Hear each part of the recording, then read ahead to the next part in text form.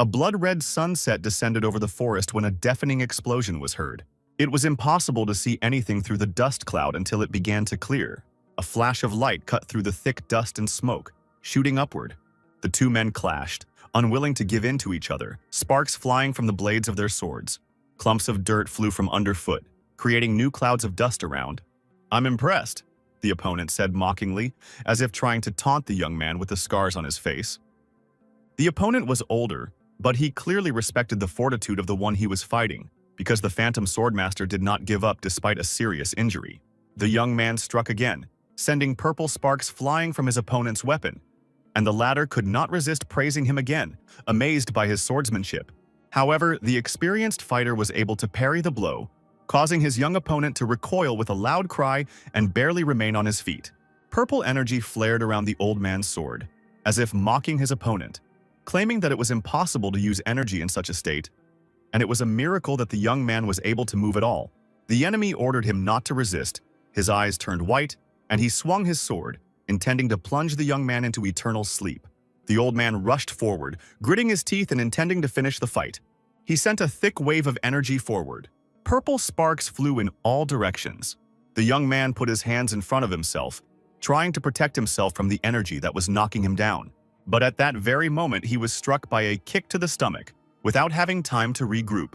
The old man was already preparing to strike again, while the young man was disarmed and lying on the ground. The enemy cut the ground with a stream of energy. Cracks formed under the tip of the sword, and the young man barely managed to jump aside. He decided to take advantage of the enraged old man's hesitation. The enemy's sword flew out from his unclenched fingers, cutting through the air with a whistle. With a deft blow, the Swordmaster disarmed the old man. Grabbing his sword and gritting his teeth, the young man prepared for a new fight. Rushing forward, he almost pierced his opponent, but he deftly dodged. The blade flashed in front of the old man's face, grazing his cheekbone, and drops of blood splattered to the sides. Once again, the master took advantage of the moment and struck his opponent with all his might, depriving him of the opportunity to repel the attack. He landed on the ground with a thud, stunned by the force of the impact. "I won't allow it," he shouted, and not intending to give in to his opponent, he raised his hand, purple mist streaming from his fingers. With a sharp wave of his hand, the old man launched a whirlwind of energy into the void. Surprise and confusion froze on his face. He couldn't understand where his opponent had disappeared to, and he didn't even suspect that the young man with a sword raised above his head would catch him right from behind. A shadow of fear flashed across the old man's face as he turned around. The last thing he saw was the dark figure of the master, illuminated by a flash of energy. The exhausted man closed his eyes and sighed tiredly. "Go, Swordmaster." He turned to his interlocutor and asked, "Did you cut off that old man's head?" No less tired than his partner, the young man raised his eyes to the sky and answered in the affirmative. He believed that the bloody massacre, which would go down in history as the Shanxi Massacre, would end with the old man's death. Sitting on the battlefield, among the corpses, the Swordmaster told his interlocutor that the fallen had appeared out of nowhere, calling themselves the Palace of the Black Knight, and had swept through more than a dozen small sects and clans over the past 3 days. Despite this, he was encouraged by the fact that the world was now witnessing an alliance between two rival factions. "Doko Han," said the interlocutor, who had been silent until then and suddenly looked dejected. He sat hunched over and with his arms hanging down, doubting out loud that he would be able to fulfill his promise to arrange a duel with the techniques he had developed himself. "So, what are your dying thoughts?" Hong asked. The interlocutor smiled and agreed, adding that they had dedicated their entire lives to the sword. Even though he was an experienced warrior and had seen a lot, he still admired the master's fighting skills and his devotion to the sword. And he had one request. The interlocutor asked Hong to look after his disciple from the Mount Huashan sect. This request shocked the young man, even made him angry. The offended master decided that the dying man had already begun to rave. Smooth beads touched his palm, which lay peacefully on the ground. The interlocutor said that the beads in the shape of the plum blossom spirits are a relic of Mount Huashan, and it needs to be given to the leader of the sect. Hong, in even greater confusion, wanted to say something but stopped himself. The man was breathing heavily, and it was becoming clear that he didn't have much time left to live. The master looked away, unable to say anything. After a short silence, he said that he had a premonition of his own imminent death, and that the request was too serious, to which his interlocutor, with a heavy sigh, reminded him of their friendship and noted that they had no one else, and that he was still grateful to Han for everything, despite the awkwardness of the moment. The young man chuckled at his friend's words. Because he was right, it couldn't be otherwise. He grumbled that he would have to spend the rest of his life on Mount Huashan, but a sudden outburst interrupted him. An explosion of energy tore apart his friend, with whom Hong had literally just been calmly talking. The partner's blood flew in all directions. Now, in place of the interlocutor, there was a purple spot of energy mixed with blood, and a severed arm lay a couple of meters away. Han turned around in confusion, staring into space. A new flash came out of nowhere, but the master seemed not to notice it. A purple wave of energy approached, cutting through the air. She rushed straight towards Han, who was sitting staring at the empty seat next to him. He clenched his teeth in anger, asking himself one question. "Who dared do this?" the master cried, clutching the hilt of his sword. His eyes turned yellow, burning with righteous anger, and he swung his sword, sparks flying and a stream of energy sent forth. The steel rang and cut through the void. Han rushed forward with the intention of finding the invisible enemy. Sparks flew into the sky and a silhouette appeared in the distance, repelling the attack. The stranger's face was hidden behind a mask, and a stream of black energy flowed from his fingers. The enemy waved his hand, directing a counterattack towards the master. Han stared at the stranger's figure in surprise, not understanding what was happening. His face reflected bewilderment. He could not understand what kind of opponent he had got this time, and the enemy's fingers were already forming new energy balls. He stood opposite, his arms spread out, burning with flame, and prepared to strike again. The wind picked up particles of energy and lifted them into the sky. Purple clouds filled the entire space between the combatants, rising upward. The stranger's new blow was crushing and sweeping away everything in its path. An explosion echoed through the forest, this time more deafening. Through the clearing fog, the silhouette of Han, kneeling, was visible. The bleeding master could not believe what had happened. Crippled and missing an arm, he wondered how someone could be so strong. For a moment, he even thought that the head of the Black Knight Palace had risen. But, looking back at the lifeless body, he was convinced that this was not so. The masked stranger could be a hidden disciple or even the real head of the palace. Sitting in a pool of his own blood, Hong thought that this opponent was much stronger than the old master. And although he was weakened after the battle, the enemy was able to deprive him of his arm only with demonic energy. The severed arm and pool of blood reminded the master of his dead interlocutor. Hong thought with regret that he didn't even have a chance to bring his friend's body home. However, he was not going to give up, despite his crippled body. The young man gathered his courage and leaned on one knee, preparing to rise to his feet, his wrist adorned with the very same relic of Mount Huashan. The mask on the stranger's face made it impossible to see any emotion. Hong could only guess that he was surprised by his resilience. Intent on keeping his promise, the Swordmaster rushed towards the abyss, shocking his opponent. Although the young man doubted that he would survive the fall from the cliff, he convinced himself that if there was hope, he had to believe. He was running from the one who had mercilessly dealt with his dying friend and deprived him of his hand. Han firmly decided that he would not forget this and would take revenge. There was very little left to the edge of the abyss when another wave of energy cut through the air along with the body of the Swordmaster. He looked in surprise from under his thick bangs towards his opponent. He stood in the distance, enveloped in a purple glow, watching as the cut-in-half Hong fell into the abyss. Long black locks of hair fluttered in the wind. The stranger's posture expressed calm and concentration. He grinned, his eyes glittering under his mask, and he fired another ball of energy towards Han. The Swordmaster, on the brink of death, found the strength only to curse at his opponent. He knew he had failed, and his last words, the order not to laugh, were carried away into the abyss along with his severed body. The rock was empty, leaving behind only the traces of the struggle, rising clouds of dust and sand. Hong fell into the abyss with a feeling of guilt, and words about forgiveness were visible in his fading consciousness. He believed that he would not be able to keep the promise he made to his friend. The beads on his bloody wrist were a reminder of what had happened. Red sparks shot through the tree leaves, and the severed body fell into the void. Among the rustling of leaves, voices could be heard. Someone was repeating something about a pulse beating. The invisible interlocutors sounded surprised and believed that the heavens had helped. Hong suddenly thought that he might still be alive, but was that possible? When he tried to open his eyes, he saw two barely distinguishable figures. The young man sitting next to him asked him to wake up. Looking tiredly ahead, the Swordmaster couldn't understand why he was called Senior Disciple. An alarmed voice turned to Elder Byuk Jin and exclaimed that the Senior Disciple had opened his eyes. The guy was lying on the floor, bandaged and pierced with needles, with a worried assistant sitting next to him. "You're doing great, Muhui. Don't you dare leave us again."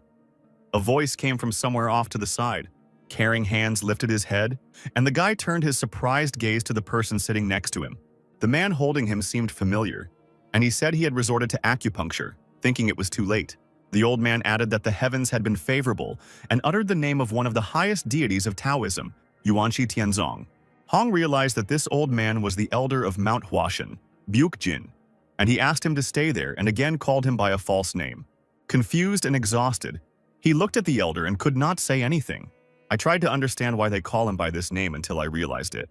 Hui was a second-generation elder disciple of the Mount Huashan sect. Memories of a friend teaching a young man how to handle a sword properly came to mind. Hui was a student of the deceased Hyun Zhou, but why was Hong called by his name? The Swordmaster had already thought that the old man had completely lost his mind, when he suddenly remembered that very bracelet, the relic that he was supposed to give to the leader of the sect. Han's eyes widened in shock, realization hitting him instantly. The elder's assistant stood nearby and looked at him in surprise while he muttered about the light from the past. The young man apologized in confusion, ignoring Hong's mutterings, and said that the wounds had not yet healed, again calling him a senior disciple. "You shouldn't talk," warned the assistant, sitting by the window, which offered a beautiful view. Delicate pink flower petals fell outside the window, and a thin layer of snow settled on the roof of the temple. "Going somewhere?" the young man heard behind him as he rose to his feet and headed away. The old man stood next to the vase, tidying up the plant, looking calm, and even the rude affirmative answer did not disturb him. Jin turned around and praised the student, adding that he really needed to move a little. He asked not to go far, because the young man had spent the whole of the previous week in bed and had not eaten properly. Accepting the elder's words, Hong went out into the courtyard where he found a well with water. The snow had already melted. A few clouds floated in the sky, but the sun shone over the temple. Han passed the courtyard and came across another spring. The water in it was crystal clear. He scooped it up into his palms and splashed it on his face, deciding to refresh himself this way and put his thoughts in order. Han exhaled. He sat on the stones and thought that only a week had passed. Looking at his reflection and seeing someone else's face in it, the young man expressed his thoughts out loud. A week seemed like a whole year. For the last 7 days, he had been having a dream. Hui's life from birth, he saw him as a baby in the arms of an adult. A little boy, uncertainly holding a wooden sword in his fingers, but with the look of a warrior. A young man who diligently studied sword fighting techniques. Hui's defeats and failures, the dissatisfied Zhuo towering over his student, all of this also appeared in his dreams. All last week, Hong had been dreaming about the 2 decades of happy life of the senior disciple. And then I dreamed of a burning temple tower and disciples hurrying to the battlefield. A brutal battle with enemies against the backdrop of destruction and explosions. Han saw explosions, blood, smoke, and the deaths of those who were weaker, as well as warriors confidently holding swords in their hands. He saw the elder towering over the burning temple buildings, watching everything. Everything seemed too clear and vivid, not like a dream, as if he really heard the foundation boards creaking and his comrades calling him. Burning roofs, the cries of the fighters, the clanging of blades, it was all too realistic. The Swordmaster saw his opponent's teeth clenched in rage and the wrinkles that appeared from zeal on his face. The man advanced on his opponent, threatening to hit him with another blow. But at that very moment, another man, standing firmly on his feet, intervened in this fight. Hui parried the attack, but the opponent's blow was so powerful that it cut his sword in half, and the blood that splattered to the side meant that the young man was wounded. Hong did not hide his condemnation when he recalled all his dreams. He believed that with such a weak body, the senior disciple should have put himself above the others. He pressed his palm to his bandaged chest, realizing that Hui had died from this injury. The Swordmaster remembered seeing the light emanating from the relic when he was on the brink of death, and decided that it was all because of the plum blossom spirits. Looking again at the reflection in the water, he was convinced that he saw Hui's face. However, he was tormented by the question of why it was he, and not Zhuo, who ended up in the young man's body. My friend's face came to mind shortly before his death, his half-closed eyes and tired smile. "Is this fate?" Hong asked, looking into the water, but only silence answered. He sighed heavily. The current circumstances were not at all encouraging. But the only thing that motivated him was another chance at life, which he was not going to miss. Rising from the rocks and frowning, the boy suddenly remembered his last opponent, the masked man, whom he wanted to cruelly avenge for the death of his friend and his own. The memories of this stranger and his strength still lived in his mind.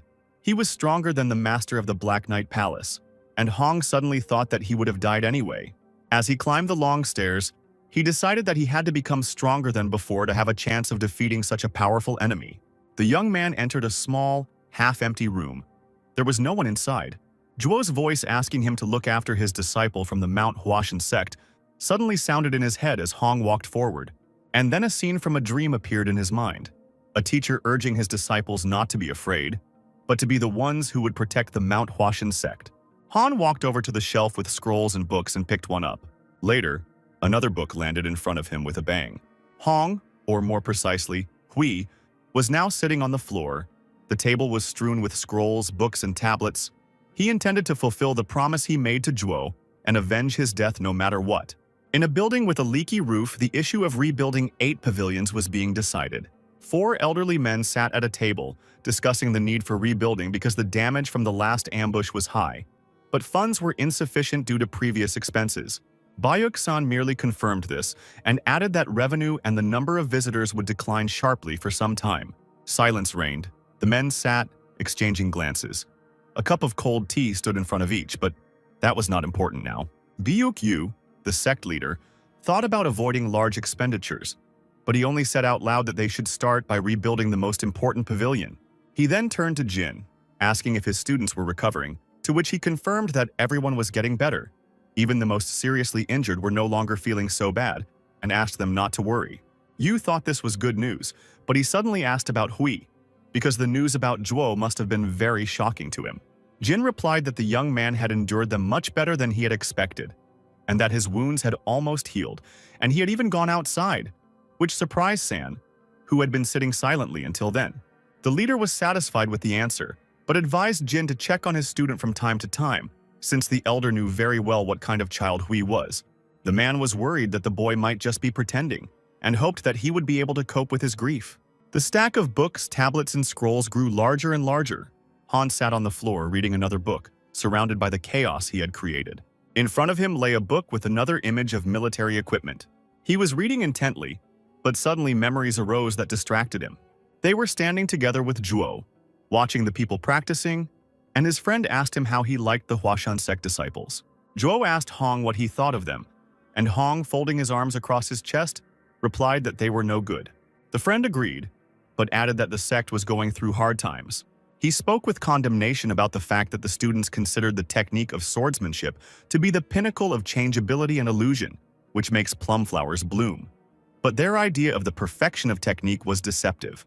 Both understood that the future that awaited a sect incapable of thinking and developing new paths was collapse.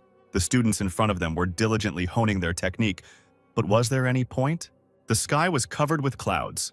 The wind picked up the petals of flowers that had fallen from the tree and carried them upward. Chua stood with his arms crossed behind his back and looking ahead. He wanted to show his students that the plum blossom sword technique was not the only one in the world, and that there was a higher level they could achieve. "Isn't that why you wanted to create your own sword techniques and use them in duels in the future?" Hong asked, peering out from under his bangs. Zhuo's words echoed in his head, saying that the Phantom Swordmaster, the best in the unconventional faction, did not receive his title for nothing, because he had perfected various combat techniques, reached a new level, and his friend wanted to create something new with him. But Hong thought that when he first saw the disciples of the Huashan sect, he thought that the problem lay in the mountain itself, and despite the sect's fame, over the past 100 years they had not been able to cultivate a single talent other than Zhuo. However, this was foolish of him, because he only managed to learn the basic martial arts, such as the six-fold combination handling technique and the six-fold combination sword technique, both of which turned out to be flawless. The young man continued to read and study, reflecting on the power of the sect. Closing the book, he remembered that Zhuo wanted to show his students a new kingdom, created a new sword technique, but never finished it. And Hong was inspired by the idea of doing it for him to fulfill his promise. The sword technique had to belong only to Mount Huashan. It couldn't just be the shape and movements of the mountain. Its intentions had to match the intentions of the mountain, the young man thought, as he closed the book and put it aside. He picked up another one lying open nearby, deciding to understand the Huashan teachings and start from the very basics, and only then move on to the Zhuo sword technique. Hong sat with his legs crossed and his hands folded in front of him, breathing deeply and trying to concentrate. As he exhaled, a bluish vortex of energy formed around him. It passed through the entire body, concentrating in the head and chest, and Hong intended to erase all the combat techniques that Hui had learned, since if they mastered the same technique, they would understand it differently. And the knowledge gained by the true owner of the body could not belong to the Swordmaster in full. Blue sparks, like electrical discharges, touched every part of the body. The young man thought that practice should not be underestimated, even if it is the most basic.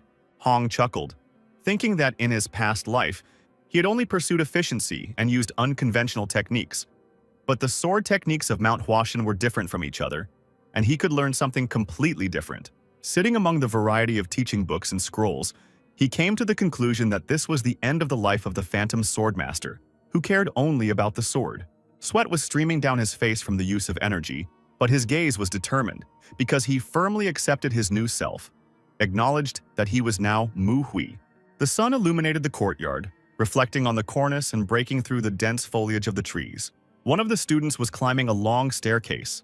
His gaze was directed forward, as if he was looking for someone, or perhaps had already found them. The calm of the concentrated Hui was interrupted by a loud cry. The young man wondered if the senior disciple was inside. Hui opened one eye, and the cry was repeated again, the student searching for him persistently repeating his question. The door creaked open, which wasn't unexpected, since they were looking for him so much. The student stood in front of Hui and looked at him in surprise, unable to utter a word. "Are you Mu Chul?" the senior disciple asked, looking up at the newcomer. He asked what brought Chul to him, and he began to explain that he came to visit because 3 days had already passed since Hui left the Palace of Medicine of Harmony, and besides, he was absent from morning training. This information surprised Hui.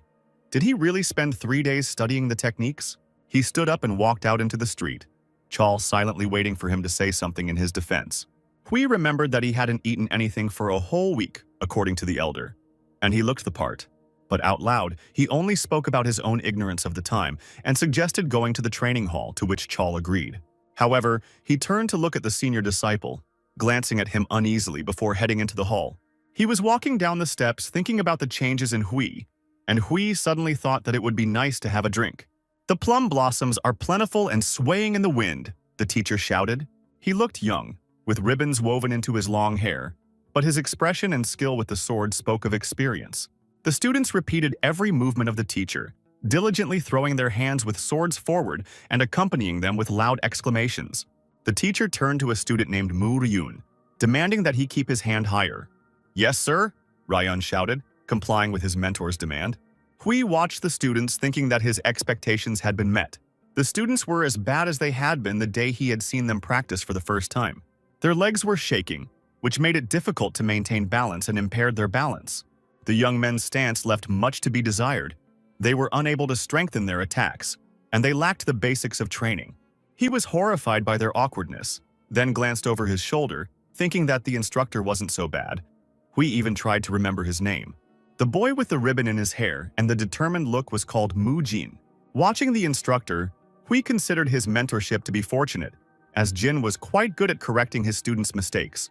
He wondered why this guy was performing the duties of a senior disciple and came to the conclusion that the owner of the body he was trapped in was too withdrawn. He also lacks leadership qualities and martial arts skills. But it was clear that Jin knew how to lead others, had great potential, and the students around him listened to him. Hui crossed his arms behind his back as he continued to watch and thought that Jin had good skills and a strong spirit and was well deserving of taking on the role of head disciple. Looking again towards his mentor, he thought that he wouldn't mind handing over this role to him, but sooner.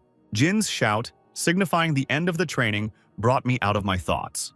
The students' plaintive voices were heard everywhere. Someone complained that the teacher had become stricter, but suddenly Hui was noticed. One of the students asked how he was feeling, and the senior student only replied that everything was fine. However, the changes that had happened to Hui did not go unnoticed. The surprised student did not take his eyes off him. The sound of footsteps on the steps caught Hui's attention and the mentor addressed him. He looked down and expressed his regrets for not being able to greet Hui due to training. He turned around, looked at Jin, and replied that everything was fine. He assumed that perhaps what he was supposed to do was difficult, but he was mentally surprised by Jin's lack of respect for hierarchy, since he was still standing on the stairs, towering over the elder. The mentor bowed and thanked him for the opportunity, but Hui replied that he would take over the mentoring himself. Jin looked up at him from under his bangs, stunned by such a statement. There were surprised responses from the crowd, and the students were no less shocked. Sweat appeared on Cheol's face. He suddenly realized that he hadn't imagined it. Hui had really changed. Jin's face changed. He looked dissatisfied with the senior disciple's words and reminded him that he himself had told him to take up mentoring. Hui stood and looked at the instructor, who clenched his hands into fists, then asked what was wrong with his decision to return to his duties. But Jin was not going to give up and replied that Hui forced him to teach classes because he was not confident in his abilities. The senior student watched the dissatisfied youth closely. He already understood everything. A grin spread across his face. Looking at Jin's stubbornness, Hui came to the conclusion that he wanted to become the head disciple. By becoming a chief disciple, a person laid claim to the position of leader of the sect in the future. After the massacre, the number of disciples in the sect decreased, and the elders and surviving first-generation disciples were busy rebuilding. Standing in front of Jin, Hui thought that it would be more effective to change the second-generation disciples than to try to change the elders and first-generation disciples. But the existence of the violet aura circulation technique was a source of concern, as only the leader and chief disciple of the Huashan sect could master it, and it was one of the top 10 techniques. Without taking his eyes off Jin, Hui thought about how he should become the chief disciple, but it was unlikely that the mentor would understand him correctly. "Do you think you have the right to do this?" Jin asked suddenly, not intending to back down. He brazenly asked what Hui was doing when the Black Knight Palace invaded the temple grounds, to which Chol indignantly interrupted him. But Hui was ready to continue listening to the furious speeches of the mentor, who openly condemned the senior disciple. Jin sarcastically asked if he had managed to save any of his own or kill any of his enemies, adding that Hui had become nothing but a burden to the elders. But the young man only smirked. The mentor was not about to finish, adding that some students had taken an example from Hui in that battle, and he momentarily remembered faces full of determination. Every word Jin spoke was laced with condemnation, and the students stood in the square with their heads bowed as the teacher continued his angry tirade. Hui lowered his head and closed his eyes. He agreed with Jin's words, but this only seemed to anger the young man. He gritted his teeth, looking at the calm senior disciple. He raised his palm and expressed his intention to take responsibility as a senior disciple, but Jin interrupted him. Hong was not going to give up. Even though his speech was interrupted, he was still ready to continue. He took a few steps and headed towards the stairs, insisting that Jean didn't understand. The surprised mentor watched as Hui climbed up towards him, step by step. Jin's gaze changed from angry to wary. He wanted to ask a question but didn't have time. Hui approached, looked at him with burning eyes and asked since when he should look up to him. His face did not express anything good. He asked his frozen interlocutor why he had to persuade him and ask permission. Jin froze when Hui said that he was presenting a fait accompli, not trying to persuade. The mentor looked confused, even frightened. He could not understand what had happened to the senior disciple. Jin didn't recognize the man standing in front of him, as if he were a stranger. Hui informed the speechless instructor that he would be taking over morning training from tomorrow, and if he didn't agree with anything, he would have to come after class. Before leaving, he added mockingly so that Jin wouldn't be so upset, surprising Chol with his words, and the stunned Jin silently looked after him. However, frowning, he still managed to express his suspicions about the changed Hui. Without turning around, the senior disciple assumed that a person changes after returning from the other world, and Jin could certainly confirm this. The confused students couldn't understand what had happened. It wasn't the first time they had seen their teacher angry. As they left the training grounds, they discussed the appointment of the senior disciple as their mentor. The young man turned to his partner, who only confirmed that Jin had indeed allowed the elder to take them. The students discussed the angry teacher. One of them, Mu Ryun, was worried, because Hui's level of skill was known to everyone. His interlocutor suggested doing something, and Ryun asked what he had come up with. The young man only turned around, looking at his partner. A plan of action was already maturing in his head. They had to talk to the elder. The moon illuminated the courtyard. Two people were sneaking up to one of the buildings with the intention of talking. Hui sat at the table, still bandaged. He continued to study techniques. A sword lay on the floor next to him. He heard something outside, but did not turn around, guessing that someone had decided to visit him. And although he was concentrated, he still glanced over his shoulder. A voice from outside announced that it wanted to talk. The stranger wanted to discuss something in private, but Hui's hand had already reached for the hilt of his sword. Grabbing his sword and becoming wary, He expressed interest in talking with his interlocutor, who had not yet revealed himself. The student was tense, as if he was going to execution, and not just to talk. The older student came outside, rubbing the back of his head, his chest and arms still bandaged. He stood in front of the boys holding a wooden sword in his hands, and this greatly surprised the young people. The young men understood that using a wooden sword was not at all like Hui, but one of them still began to speak, asking the elder to take his words back, because Jin refused to argue with him, just to save his face. Hui looked calm. He assumed that it was the master who sent his students to him at such a late hour. But the student objected. It was their personal initiative, and such a statement surprised Hui. However, he stated that nothing depended on them and decided to pretend that this conversation had not happened, to which one of the interlocutors again objected. Both stood with their legs apart and their fists clenched. They and their partner had done this not out of prejudice, but out of a desire to learn from a truly experienced mentor. The conversation turned from calm to accusatory. The student accused the elder of inexperience and lack of skills, which greatly surprised his partner. Hui frowned. The students had crossed the line with such words, and he didn't like it. He looked at them from under his bangs and noticed the lack of hierarchy on Mount Huashan. Having to prove to his interlocutors that their doubts were unfounded, he ordered them to take out their swords, which greatly surprised the young men. The young man, who had been silent until then, even asked again if the elder was serious. But Hui understood the feelings of these guys and confirmed the seriousness of his intentions, advancing on them. No one was going to retreat, and the one who initiated the conversation was the first to take the sword from his belt. Asking him not to regret it, he moved towards Hui, determined to strike down the elder with his weapon while his partner stood aside. But Hui deftly parried the attack, knocking the sword out of the attacker's hand, and he cried out in pain. He struck the student in the stomach with the handle, and he bent over with a heavy exhalation. He fell to his knees before the unwavering youth, who confidently held the sword in his hands and did not even move from the spot. A second scream was heard from the side as Hui raised his sword over his friend's head. Hearing the sound, Hui turned around but did not move away. He swung his sword deftly, and the young man who was about to attack him lost his sword and fell. The defeated disciples lay on the ground, breathing heavily and trying to recover, while the elder disciple towered over them.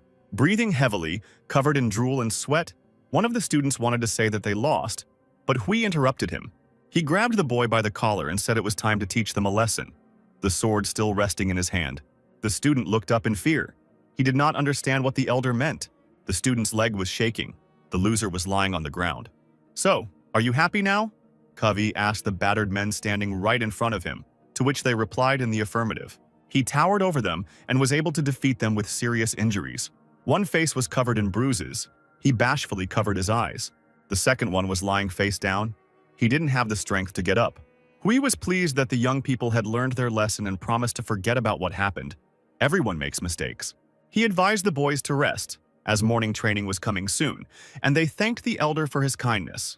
Holding each other, they rose from their knees and headed towards the stairs. Hui silently watched the departing students who had accepted defeat. He felt that he was being watched and asked the invisible observer to come out of hiding. Chol was surprised by Hui's insight, and he only asked what was troubling him. Shaking off the leaves, the young man said that he saw Mu San and Mu Hong heading towards the building. Chol told how he went after the students, wanting to keep an eye on them, but he didn't even think that the senior student would be able to handle them. They looked at each other. Hui's face seemed serene. He was silent, looking at his interlocutor and thinking about the students and their attitude towards Hui. Some kept their distance but showed respect, while others looked down on him and spoke ill of him. But Chol was neither of those. He often helped Hui, but was quite rude and cold. Hui was young and didn't understand the meaning of Chul's help while in his body, although it was obvious that the young man was worried. The weakness of the senior disciple was the reason for the help.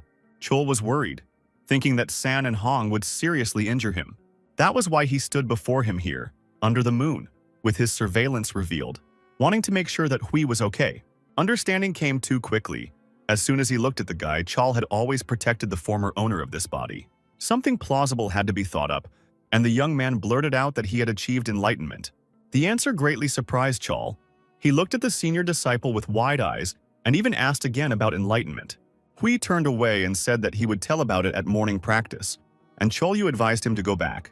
Although he responded with obedience, he continued to stand and watch the guy leave. It was hard to imagine what kind of enlightenment Hui could achieve, considering he was using a beginner-level technique. However, when he spied on the fighting trio, he was amazed. The older one performed the technique simply superbly, and it was interesting to see what else he had learned. As he left the courtyard, Chul reflected on Hui's changes and looked forward to his morning training, while Hui tried to come up with excuses for the others. Ryun looked skeptically at the crippled guy sitting opposite him. He stood with his arms crossed over his chest, surprised that the students had been beaten. The decision wasn't easy for them. The beatings were quite severe, and Hui clearly wouldn't tolerate disrespect. However, Ryun considered his friend's words implausible and sent them off to prepare for morning training. Holding each other, San and Hong walked away, upset by their comrade's distrust and only hoping that he would not go against the senior disciple, as it meant risking being beaten to death. Jin appeared out of nowhere and looked questioningly at the students. Approaching Ryun, the mentor asked what had happened, since the students looked terrible and could barely move. Ryun calmly replied that nothing special had happened, but his former mentor looked at him with disbelief. He sat down opposite, trying to comprehend his interlocutor's words. Jin decided to punish San and Hong later, which greatly shocked the bewildered Ryun. But Jin was adamant. He believed that the senior disciple would retreat if he realized the impossibility of the task of mentoring. Jin felt ashamed of everything. Even though Ryun wanted to justify the student's concern, he cut him off mid-sentence. He rose from the bench and headed for the exit, intending to deal with everything himself. Jin left the confused Ryun alone, and he fell into deep thought. As soon as the sun rose over the temple, Hui's voice was heard in the square. He towered over the students, looked them over, made sure that they were all there, and this undoubtedly pleased him. The elder lowered his head and closed his eyes, intending to speak. Jin stood below, his head bombarded with questions about Hui, his gaze caught on the beaten San and Hong. Having lost his title of mentor, he stood next to the rest of the students. The new mentor looked determined and continued speaking. He stood with his hands on the hilt of his sword, talking about strength and weakness, for which there was only one reason, and that was the foundations. The elder informed the students that morning. Training sessions would now include lessons on mastering the six-fold combination technique. This statement greatly surprised the students, but everyone remained silent, awaiting further instructions. Hui closed his eyes as he spoke, hoping to convey to his students everything he understood. He looked thoughtfully at everyone standing below. The students looked at each other, not daring to object. But someone spoke up, and all eyes turned in his direction. It was Ryun, and his speech surprised the others. He looked determined as he took the initiative to object to the new mentor. Shocked cries came from all sides. The students were amazed at the impudence of their comrade. Ryun expressed indignation. It was disgusting to him to realize that the sect was called famous, but in reality no one dared to argue about the training. However, Hui, remaining calm, ordered Ryun to come up to him and discuss the dissatisfaction. The crowd of students watched the proceedings, frozen with excitement. Jin frowned as he looked up, tensing up at Ryun's sudden display of boldness. Meanwhile, Ryun was climbing up to the elder. He grinned, confident in himself and his own words, not intimidated by Hui's strength. The sun's glare reflected off the smooth surface. Ryun explained to the elder, expressing his doubts about his leadership of the training. But Hui himself calmly added that his skills were terrible. He praised Ryun, who was the only one who dared to point out the mentor's lack of experience, but he wasn't angry. Turning his gaze back to the others, the elder drew their attention and asked them to listen. He declared that he would not take a single step, but would block Ryun's attacks with the six-fold sword combination technique. And these words left the students in shock. The mentor set conditions, declaring that he would lose if he made a move, or Ryun touched him with his wooden sword. And in that case, he promised to take back his words about teaching the technique. After thinking for a moment and looking down, Hui decided to add something. His gaze fell on Jin, standing below and listening, and the elder promised to take back his words about morning training too. Ryun couldn't help but call him overconfident, but Hui pretended not to understand, not even looking at him. The young man was ready to fight with his new mentor and mockingly asked him not to cry if he lost in front of everyone. Only Hui was truly confident in himself. He wanted to test his strength and the strength of his student, to see how it would all end. Ryun rushed forward with lightning speed, ready to strike the new mentor. He swung his sword with concentration, but Hui blocked the blow without moving. He stood calmly, watched the student's attacks and continued to reflect the blows of his sword with his own. Ryun struck again and again, but never once touched his mentor, who defended himself and fought back with an inscrutable face. The other students watched in confusion as their comrade fought with the senior student. The clanging of swords came from the veranda. The boards creaked under Ryun's feet. He kept trying to break his mentor, to not let him win. But Hui stood there, unwavering. The first, second, third, fourth swings of the sword flew towards the enemy. Those watching the battle recognized the technique. It was wind sword concentration. Chol, who was closely watching what was happening on the veranda, thought that Ryun understood technology better than anyone else. But there was something obvious, both to him and to everyone else. Hui blocked all attacks with ease. He turned to the exhausted student, his words tinged with mockery. "Perhaps there's something better," the senior disciple asked, blocking another blow. Ryun gritted his teeth and exhaled, looking at his mentor. He realized that he could do nothing more. Standing on the veranda in front of a crowd of comrades who were watching from below, he did not know how to get out of the situation. The students began to talk among themselves. They admitted that Ryun was good, but the senior student kept his balance perfectly. The guys did not recognize him. Jin looked up as shocked as the others. He couldn't believe what he saw. How? This was the only question that swirled through the former mentor's mind. Another blow was parried, but Hui remained standing in place. Ryun looked at him from under his bangs, which had become disheveled during the battle, and did not know how to deal with his opponent. But the problem wasn't the elder's strength, as he quickly pointed out, and Ryun's eyes widened in surprise. Hui began to talk about the strength that you need to put into the sword with your whole body, and it is more important to watch your feet, because the weapon becomes useless if you just swing it. The elder's words, which everyone heard, did not only apply to Ryun. A dumbfounded Ryun kept his gaze fixed on his mentor. Sweat streamed down the face of the suddenly aware young man. However, Hui interpreted this in his own way, deciding that the student did not understand anything. He was about to show the frozen Ryun how to use the sword and raised it up. Before the boy could say anything, he felt the full force of the blow. The terrified students watched as their new mentor explained swordsmanship techniques in action. When Hui ordered Hong and San to come up to him and pick up Ryun to take him to the Palace of Harmony Medicine, they rushed towards the stairs, obeying the order. Not wanting to interrupt the training, the elder ordered the petrified students to raise their swords. He watched as one by one the students raised their swords. The boys were frightened by what had happened, but they obeyed, and Hui made sure there were no objections. With their swords raised, the students awaited further instructions from their new mentor. With an unwavering face and Ryun's blood on his cheek, Hui calmly announced the start of morning training. The sun was high, the weather was beautiful, and the instructions of the senior disciple could be heard from the training ground. He kept correcting the students, telling them how to do things correctly. Memories suddenly came flooding back. Hong was sitting by the tree looking at Zhou and asking him why his friend chose Mu Hui. Zhuo, who had his back to his interlocutor, began to explain. He was thoughtful but calm when he spoke. Zhuo watched the young man diligently doing push-ups on the court. The man looked down and spoke of talented students, but that didn't apply to Hui. Looking at the temple, throwing his sword over his shoulder, the boy recalled his friend's words about the duty of a mentor and the essence of martial arts. What it meant to create a martial arts master from an ordinary person. Hui thought that he could just pick a few talented guys and train only them, but that's in the past. Watching his charges train, he decided not to leave anyone behind. He kept watching. He wanted to coach these guys. He promised himself to ask Zhuo for a good drink when they met after death. And he asked Jin out loud if he was tired and ordered him to put in more effort. The sun hid behind the clouds. Only a thin ray of light peeked out between the trees. The forest path was strewn with mutilated corpses. A man in a hat and with a sword behind his back left behind those who dared to cross his path. He single-handedly dealt with several at once. Weapons were lying near the corpses. Obviously, they did not have good intentions and got what they deserved. Breathing heavily and sweating profusely, the young man tried hard. He literally had a heavy burden of logs tied together on his shoulders, and his bandaged head was the result of a recent injury. But he was not alone in his difficult ordeal. All the students were also squatting, each with their own burden. It wasn't easy, but those were the basics. The plum blossom that blossoms in these trials and hardships must have a fragrance so deep and powerful that nothing could surpass it. Hui's foot stepped onto the ground and he walked forward alone. He walked through the crimson forest, the wind picking up the pinkish petals and lifting them into the sky, accompanying his path. I thought about my first steps in changing the Huashan sect, which was to create my own martial realm.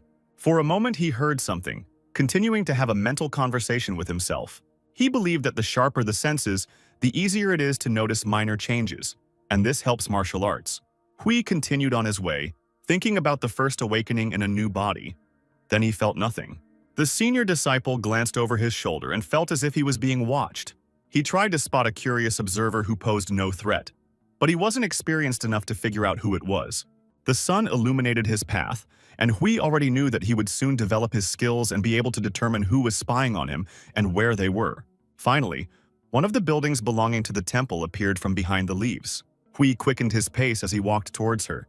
He needed to get inside. In a room filled with shelves, he found a man. He had a book in his hands, but the young man did not pay any attention to it, politely greeting Hyun Gak. Closing his eyes and standing with his hands folded, Hui answered Gak's question. The man was surprised by the senior disciple's interest in secret techniques, but he was calm. Walked up to the table and let Hui do his work, and he moved forward. Without turning around, Gak suddenly started talking about his student who was rude to Hui, and he stopped. He glanced furtively at the man, trying to figure out who they were talking about. However, he had already beaten 3 people, which meant it didn't matter which of them was Gaku's student. In any case, the unfortunate man miraculously remained alive. But Gak still asked for forgiveness, which surprised Hui quite a bit. He turned around and said with a smile that Musan apparently deserved what he got and got off easy. And Gak also regretted that he couldn't train his protege properly. Looking thoughtfully at the man, Hui again plunged into his thoughts. He thought that he had caused problems for himself, but the situation took an unexpected turn. And he asked not to worry about it because he was doing what he had to do as a senior disciple, and this statement surprised Gak quite a bit. He turned around and looked at the young man, not believing his ears. Gak looked at Hui carefully until he suddenly realized that something had changed in him. His gaze was piercing, not like before. Hui didn't break eye contact and had already decided that Gak was angry because of his student. It even seemed petty to him, and the man continued to be surprised by the determination in his gaze. Gak's gaze softened, and he said that he did not dare detain him any longer. He watched Hui's retreating steps, not even imagining what the man was thinking. Once again, the table was strewn with scrolls and books. Hui sat and thoughtfully studied another book, intending to learn more about the techniques. He ran his finger over the hieroglyphs, reading about the combat sphere to understand it, because he needed to increase it. I suddenly remembered my past life, in which I fought not to kill or be killed. He remembered how strong he was when he was the Phantom Swordmaster, how his eyes lit up when it came to survival. He was a master swordsman, using all his knowledge and experience. He always held his weapon confidently in his hands. Holding the next book in his hands, Hui came to the conclusion that the first steps to improving his martial arts skills begin with a true understanding of martial arts. The sun outside the window was already preparing to set, and he sat at the table and tried to understand what the martial arts of the Manhwa sect were. Looking at the writing, he realized that he didn't know this yet. Because there were things that were forbidden to students, this was the way the teachers and elders tried to protect curious and greedy students who might foolishly start learning higher-level martial arts and make their chi ways useless, which would cause irreparable harm. As he continued reading, Hui remembered Zhuo telling him that the Manhwa sect was on the side of the weak.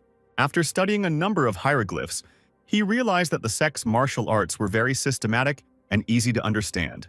He had already managed to learn the most basic technique, the 6-fold sword combination technique, and then 3 more, the Sword of Directed Wind, the Sword of Falling Plum Blossom, and the Sword of 1,000 Fragrances.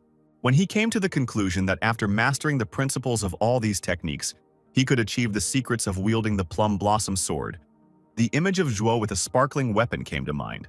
They were needed to obtain the best combat technique that existed in the Manhwa sect, the signature technique. The names flashed through my head quickly. 7 deadly plum blossom swords, 3-sided plum blossom sword, bright plum blossom sword. Hui sat at the table and reflected that it was these secrets of swordsmanship that made the sect one of the 3 most famous sects of Mirim. He thought about it and remembered what people said, that the top swordmasters from the Manhwa sect owned more than one of the 3 plum blossom swords. The techniques, swords, and secrets could be compared to a tree, with the 6-fold combination sword technique being the roots, the falling plum blossom sword being the trunk, and the secrets of the plum blossom sword being the branches of the tree. The 3 plum blossom swords could be described as blossoming buds, meaning that a martial artist who had immersed himself in the techniques of the Manhwa sect would become part of a blossoming plum tree. Having closed the book, Hui came to the conclusion that he had only managed to get to the trunk so far, although he would have been happy to get acquainted with everything else. But for this, the plum blossom sword itself was needed. beautiful and powerful, the symbol of the sect. Hui mentioned that they needed to get it as soon as possible, and didn't notice that he wasn't alone.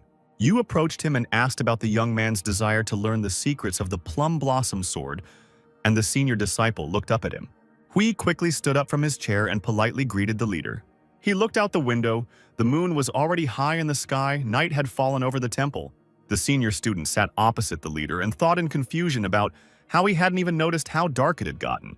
Yu picked up one of the books and asked Hui if he had read everything, and Hui confirmed his suspicions. Their conversation continued, with the leader asking about the morning training and the six-fold sword combination technique that the senior apprentice was practicing with the others, and the senior apprentice nodded in response. When the man asked about the choice of this particular technique, Hui looked at him with detachment. He became curious about the reason for this question. The leader sat opposite and now did not look at him. His gaze ran over the hieroglyphs in the book he picked up from the table. He sat quietly, studying what he already knew. The moon was shining straight through the window. Hui kept his eyes on his interlocutor and tried to guess what was on his mind. He decided to give the answer that was clearly expected of him, and the leader agreed with him without looking up from his book. But when the elder disciple said that the second-generation disciples had gotten off on the wrong foot, the leader was very surprised. Hui tried to correct himself and added mockingly that no, they hadn't even started.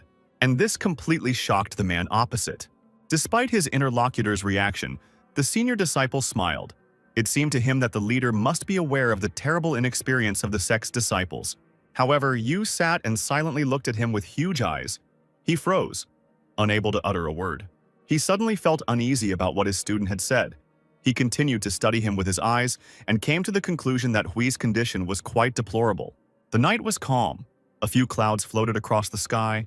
The moon illuminated the pink petals on the trees.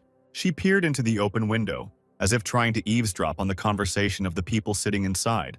The unrolled scroll and the open book still lay on the table among a pile of others. The two sat opposite each other in complete silence. Hui looked serene. In the leader's eyes, he seemed completely different, not the same as before.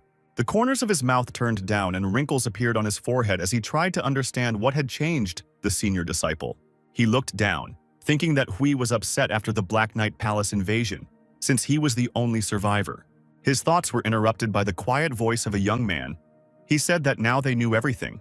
The leader looked questioningly at the senior disciple, not understanding what was being discussed. Still sitting calmly in front of the man, Hui explained that now all the students knew the six-fold sword combination technique well. The senior disciple calmly spoke about how he was able to improve his students' skills in using this technique. Yu, having recovered from the shock, decided to clarify why this happened. At this, Hui began to talk about the different views and ideologies that were closely related to the martial arts of the sects and clans in Jianhu, the Taiji Fist of the Wudang sect and their enlightened Taiji sword art, the Diankang sect's sun-crushing sword technique and their silver moon-cutting ray sword, or azure cloud and crimson dawn sword, and four heavens-cutting ray sword of the Qingcheng sect. Kavi cited all this as an example in his own words. The leader listened to him attentively, and the young man continued talking about the ideology of clans and sects. Yu followed the words and gestures of his interlocutor, finding calm and clarity in them. Hui lowered his head. He was discussing the second-generation student's unreasonable desire to accelerate the learning of techniques.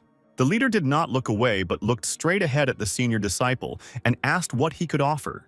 Hui looked up at his interlocutor and honestly admitted that he wanted to help them understand the true purpose of the combat school.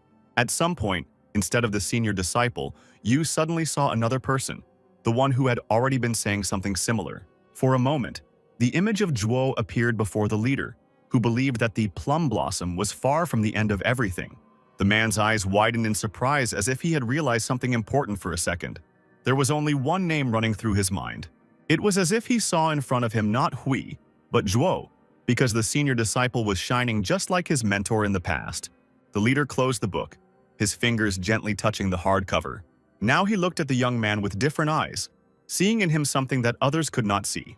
He was curious about what Hui planned to do next, to which the senior disciple stated his desire to help the students master the six-fold sword combination technique. The young man's aspirations were confirmed by the open books in which he sought answers to his questions. But the leader was interested in the path of Hui himself. The older student thought about the man's words for a moment. He closed his eyes, trying to find the answer to this important question. I remembered how I studied the martial arts of the Huashan sect until late at night, surrounded by books. The book lay on his lap, and all he could think about was that no one had ever used a technique with a heavier sword. He remembered how, during the morning training, he thought about the principles of the disciples in the sect, and also about how his path and the aspirations of the sect might differ. He never found answers to his questions. Having collected his thoughts, Hui replied that there was nothing like that. He cast aside all thoughts of any other path, for he accepted his new identity, looked into the leader's eyes, and spoke of his desire to continue his teacher's work.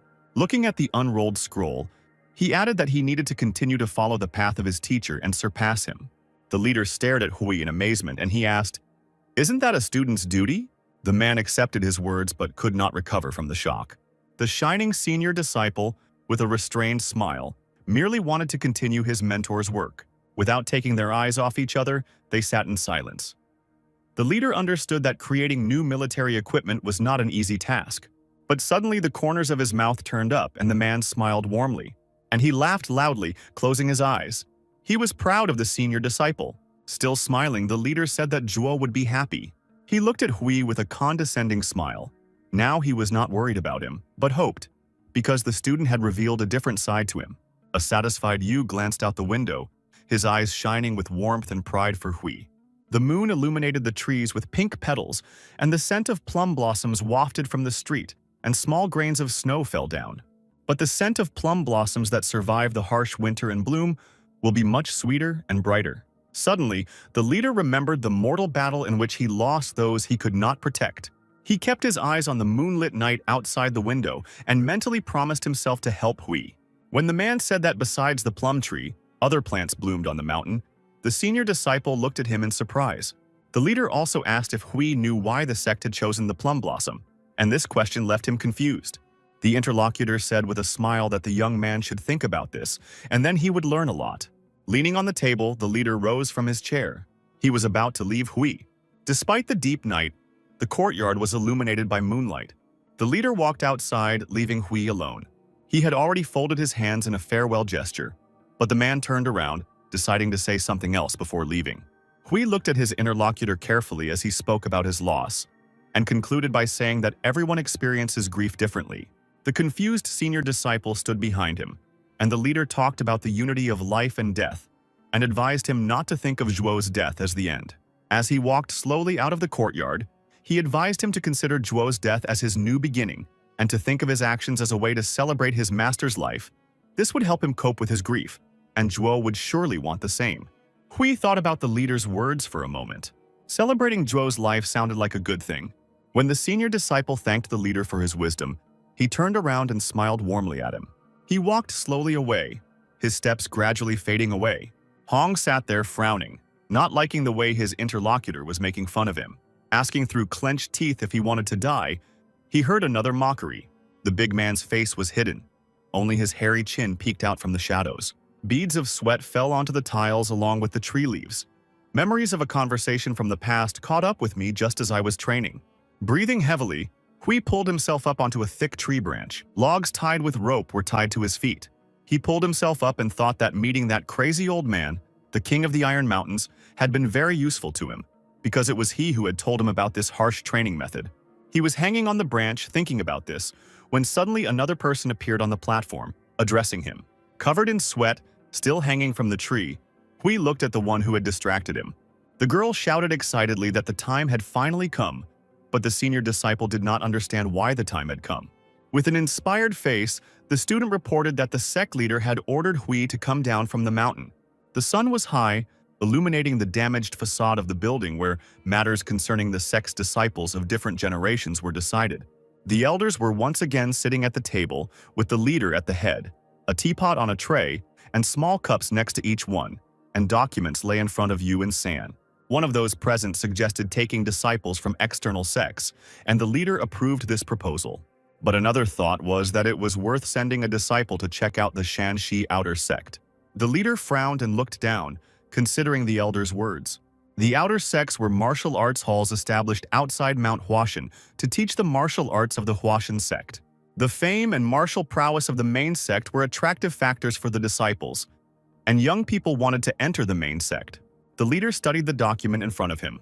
The worries of the outer sects seemed logical to him, since their forces had weakened, and Shanxi itself had suffered after the massacre. Looking at San, who was asking who could be sent to inspect Shanxi, the leader thought about it. He knew that the elders had no time to deal with such things, but he couldn't put off the inspection. The elders turned their attention as the leader spoke. But the words about Jianghu testing the second-generation disciples excited everyone, because the outside was still unsettled. The proposal to select several of the most talented students surprised the elders even more. However, when Hui's name was mentioned, one of the elders smiled and agreed. And only then did he realize whose name the leader had called, and he became confused. The elders looked at the leader in surprise, unable to utter a word. Everyone remembered how badly crippled Hui was, and even acupuncture didn't help much. A pale San, with sweat appearing on his face, shared his worries about the senior disciple, to which the leader replied that Hui had changed a lot over the past month. The leader looked down and smiled. He was confident in the young man's strength and thought that everything would be fine. The plum blossom petals were caught by the frosty wind. White clouds floated across the sky, the sun occasionally hiding behind them. The mountains towered over the streets of the town of Posung. Hui stood in the middle of the street, grinning contentedly. He looked around. Jin, Chal, and Hua were standing nearby. His thoughts about the drinks that could be found in the city were interrupted by Hua's voice. The girl saw an appetizing chicken with vegetables, an enticing aroma emanating from it. Hua's mouth even started to water at what he saw, but Jin sternly reminded them that they shouldn't forget themselves. As the four of them walked along the shopping street, Hua kept turning her head, looking at all the different dishes, and Jin had to reprimand her. Hui paused, thinking for a brief moment.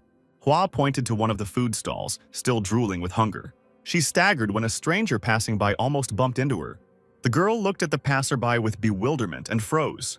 The man who had pushed her also turned around, his gaze full of indifference, a noticeable scar on his left eye. A crowd of curious onlookers gradually formed around the students, and the passerby who had pushed Hua was joined by his friends. Jin wanted to apologize for the student, but Hui interrupted him, raising his hand up. Passers-by immediately assumed that the young people standing in front of them were disciples of the Huashan sect. Hua looked at the man in surprise as he spoke of the sect disciples' ignorance and urged her to apologize for the clash. Hui watched as his comrade argued with the stranger. They shifted blame onto each other. While the two traded accusations, the senior disciple speculated about the men's possible affiliation with a criminal gang. He looked around at the others and tried to figure out who was the boss. The gaze stopped on the man standing a little further than Hua. The man seemed completely unremarkable. His hair tied in a bun, a sparse mustache and goatee, but he was staring very intently at Hua's chest. His brown eyes widened. He didn't expect the attention to himself and what happened. The tip of the sword was aimed straight at the pupil. The man's mouth opened wide in surprise. The sword was dangerously close to his eye, and the leader of the group couldn't even blink from fear. Hui looked completely indifferent, holding his sword in front of him and looking at the dumbfounded man. Everyone present looked at him. They were shocked by his actions. The leader of the group even began to stutter. But the senior disciple did not even lower his sword. He held it evenly. His hand did not shake. The men, sweating with fear, looked at him in amazement. When Hui mentioned the underworld, the one who encountered Hua looked at him even more surprised. He knew that he had to do something. He smiled guiltily, closed his eyes and laughed awkwardly, trying to apologize, but the senior disciple interrupted him. Frowning and looking at the criminals with displeasure, Hui advised them to leave, his sword still raised, threatening to take the leader's eye. The man with the scar on his eye was dumbfounded. He realized that the young man was not joking. The senior student looked resolutely at the leader of the group. The criminals started to run. Hui lowered his sword, watching them go like everyone else. He put the sword back into his belt and turned around. Chal was still watching the fleeing criminals, and Jin and Hua's gazes were directed towards the senior disciple. Hua was about to apologize, but he interrupted her, convincing her that the other man was to blame, and there was no need to apologize. Hui turned to the students. He understood that they were a little in shock after what happened, and he needed to distract them somehow. The offer of food delighted the hungry Hua. She took the initiative to choose food, while Jin, walking next to her, was gloomy and thoughtful. He was worried that he was going to apologize to the instigators of the fight. Hua's indignant face surfaced in his thoughts. Jin's gaze fixed on the senior disciple's back, his lightning-fast reaction not going unnoticed. Meanwhile, Kui walked at the head, and raising his eyes to the sky, he regretted that he had not hit the leader. Jin closed his eyes and silently promised to try his best to make sure something like this didn't happen again. His black eyes opened wide, his gaze determined and firm. Sitting at a table in a restaurant, the students waited for Hui to order, with a waitress standing next to him. Another empty plate fell with a clatter onto the red tablecloth. In front of each person there was a whole mountain of bowls. Hui, Chul, and Hua were arguing about how much they had eaten, but it was more of a joke, and Jin was still sitting there frowning. Hua leaned back in her chair, rolled her eyes, and lamented that the leader hadn't really explained the mission. She didn't immediately understand what the senior disciple had said that was so remarkable. And then I realized it was about the criminal world. Hui's words about murder shocked all three of them. They looked at him tensely. It was dark outside and the moonlight reflected off the damp leaves of the trees. The streetlights came on and there were many more people. 4 figures appeared in a deserted, dimly lit place. It became clear that they were criminals. They were armed and possibly committing another crime. The observer's foot stepped onto the roof. He tried not to give himself away with sounds. The criminals down there were interrogating the girls, and judging by their smirks, their intentions were not good at all. The students were tasked with obtaining all the information about the criminal world. Hui stood on the roof and watched, his hood pulled over his head. One of the criminals stood with his hand extended forward. There was a noticeable scar on his face, crossing the bridge of his nose, and he casually placed his hand on the frightened girl's shoulder. Caught in the hands of criminals, as if trapped, she was shaking and sweat appeared on her face. The bald criminal interrupted the conversation, and the girl looked up at him with frightened eyes. The man's gaze was clearly directed at her chest, his intentions immediately becoming clear. These criminals did not look like mercenaries who usually wore cloaks and hid their faces. Hui decided to intervene and silently appeared on the road while the men were pestering the unfortunate girl. He spoke calmly, even with a hint of disdain, but his gaze showed confidence. The criminals turned around in surprise. They didn't expect to be interrupted at the most interesting part. They weren't going to lag behind the girl. The guy in the cloak and with the hood on his head didn't bother them. But they didn't even suspect that their accomplice, who was supposed to stand guard, was already dead. Hui spoke again before he could attack. But the criminals didn't even understand him. They held the girl back, looking at the interlocutor who had intervened. Even their threats did not frighten the senior disciple. He followed them with his eyes and remained in place. He pulled his hood down lower, completely hiding his face. The accomplice advised the criminal with the scar on his nose to finish what he started, but he turned around. At that same moment, Hui jumped at him, landing his knee right in his face. The criminal flew back from the blow, falling on his back with a loud cry, but the young man in the cloak did not stop. His accomplice, although surprised, shouted indignantly at Hui, continuing to hold the girl close. While the scarred bandit was trying to come to his senses while lying on the ground, the senior disciple jumped towards him again. The moon illuminated his figure, his cloak flew up from his sudden movements. The guy was preparing to attack again. The bald criminal, still holding the girl, watched as Hui struck his accomplice again and again. The bandit's face was now covered in abrasions, and blood was streaming from his mouth and nose. While his accomplice looked in shock at whoever had attacked them, the girl managed to break free from his grip. When he heard Hui's voice, he couldn't even move, covered in sweat, looking at his opponent in a daze. The senior student assumed that the criminal had martial arts skills and suggested attacking. He placed his foot on the body of the second bandit, telling his confused accomplice that he could let him live. When he spoke, his face showed no emotion. It was absolutely impenetrable. A thin stream was absorbed into the ground, and a man standing by a tree shamelessly urinated right on the street. His wrinkled face looked relaxed, as if he had been waiting for this all day.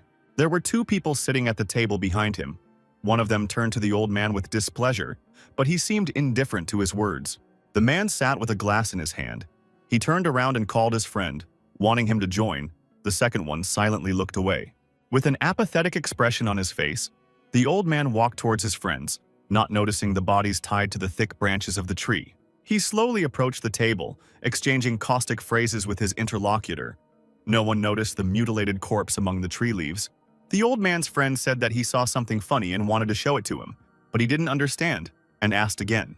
Clouds floated across the night sky, lanterns illuminated the dark streets of the city, and voices broke the silence. The man wondered where the man in the cloak who had brought the food just a couple of minutes ago had gone. The street was still quite crowded, despite the late hour and the moon high in the sky. Kwa sat next to a stranger at a table filled with jars. They were whispering animatedly, the girl hoping to learn something interesting. At this time, Chal hid around the corner and eavesdropped on the conversations of people hiding in a deserted alley. Jin was looking for information in one of the bars, pretending to be a visitor and spying on the people relaxing there. He watched those who seemed suspicious, pretending to drink. There was a pile of barrels lying near the building, and dried grass was visible under the piles.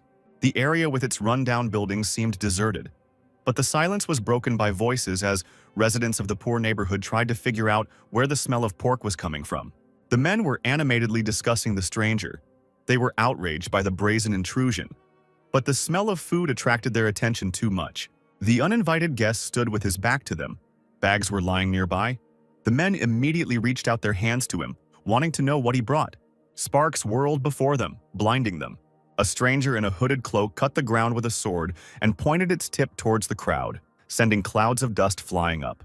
The poor people in patched clothes remained silent. They realized that the stranger was dangerous. He stood there, clutching his sword in his hand, and then he threatened to behead anyone who dared to touch the food. A crowd gradually gathered around Hui. He looked at the man in surprise, who was impressed by his skills and said so out loud. The old man in front of him folded his hands in a respectful gesture and apologized, introducing himself as So Jinga. The senior student put the sword back into his belt, realizing that there was no threat and deciding not to frighten people anymore. He also folded his hands and said his name. So they stood in front of each other. Jinga expressed his regrets because the leader of the beggar sect was unable to help during the massacre in Shanxi. But Hui reassured him, saying that everything was fine. He also added that it was difficult for the participants of the massacre to leave because of the terrorist heavenly sect. And the old man realized Hui's knowledge. Hui lowered his hands after listening to the old man's words and told him that he would like to know more about the inhabitants of the lower world who currently control Posung. He smiled kindly and offered to talk during the meal before the food got cold. Night had long since fallen on the sleeping city. Even the moon did not shine so brightly. Jinga ate a chicken leg, biting into the juicy meat with gusto. They sat at a small table with a plate of chicken and a bottle on it. And Hui talked about the destroyed outer sect and the cruel blood faction, which was stronger than the ordinary inhabitants of the lower world. The old man continued chewing and informed the senior disciple that everyone in the cruel blood faction was well versed in martial arts. However, Hui knew about it. He had to deal with some of them, and they seemed to have third-rate martial arts. But he considered these conversations not the most important. Jinji stopped chewing for a moment, staring questioningly at his interlocutor. He didn't quite understand what he was talking about. Hui waved his hand to clarify that he meant the one behind the faction. The old man looked at the senior disciple with doubt and cautiously asked why the young man thought the sect had a patron. Folding his arms across his chest, Hui began to explain his assumptions to the man who continued eating.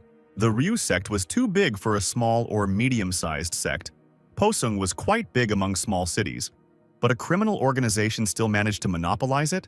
He said that the pursuit of this was an obvious choice for those interested in the absence of power, and Posung was not so small that one criminal organization could take complete control of it. When Hui mentioned dividing control over parts of the city and competing with each other, Jingge was surprised to admit that the guy was quite perceptive. He couldn't help but say that it was difficult to perceive the senior disciple as a simple disciple.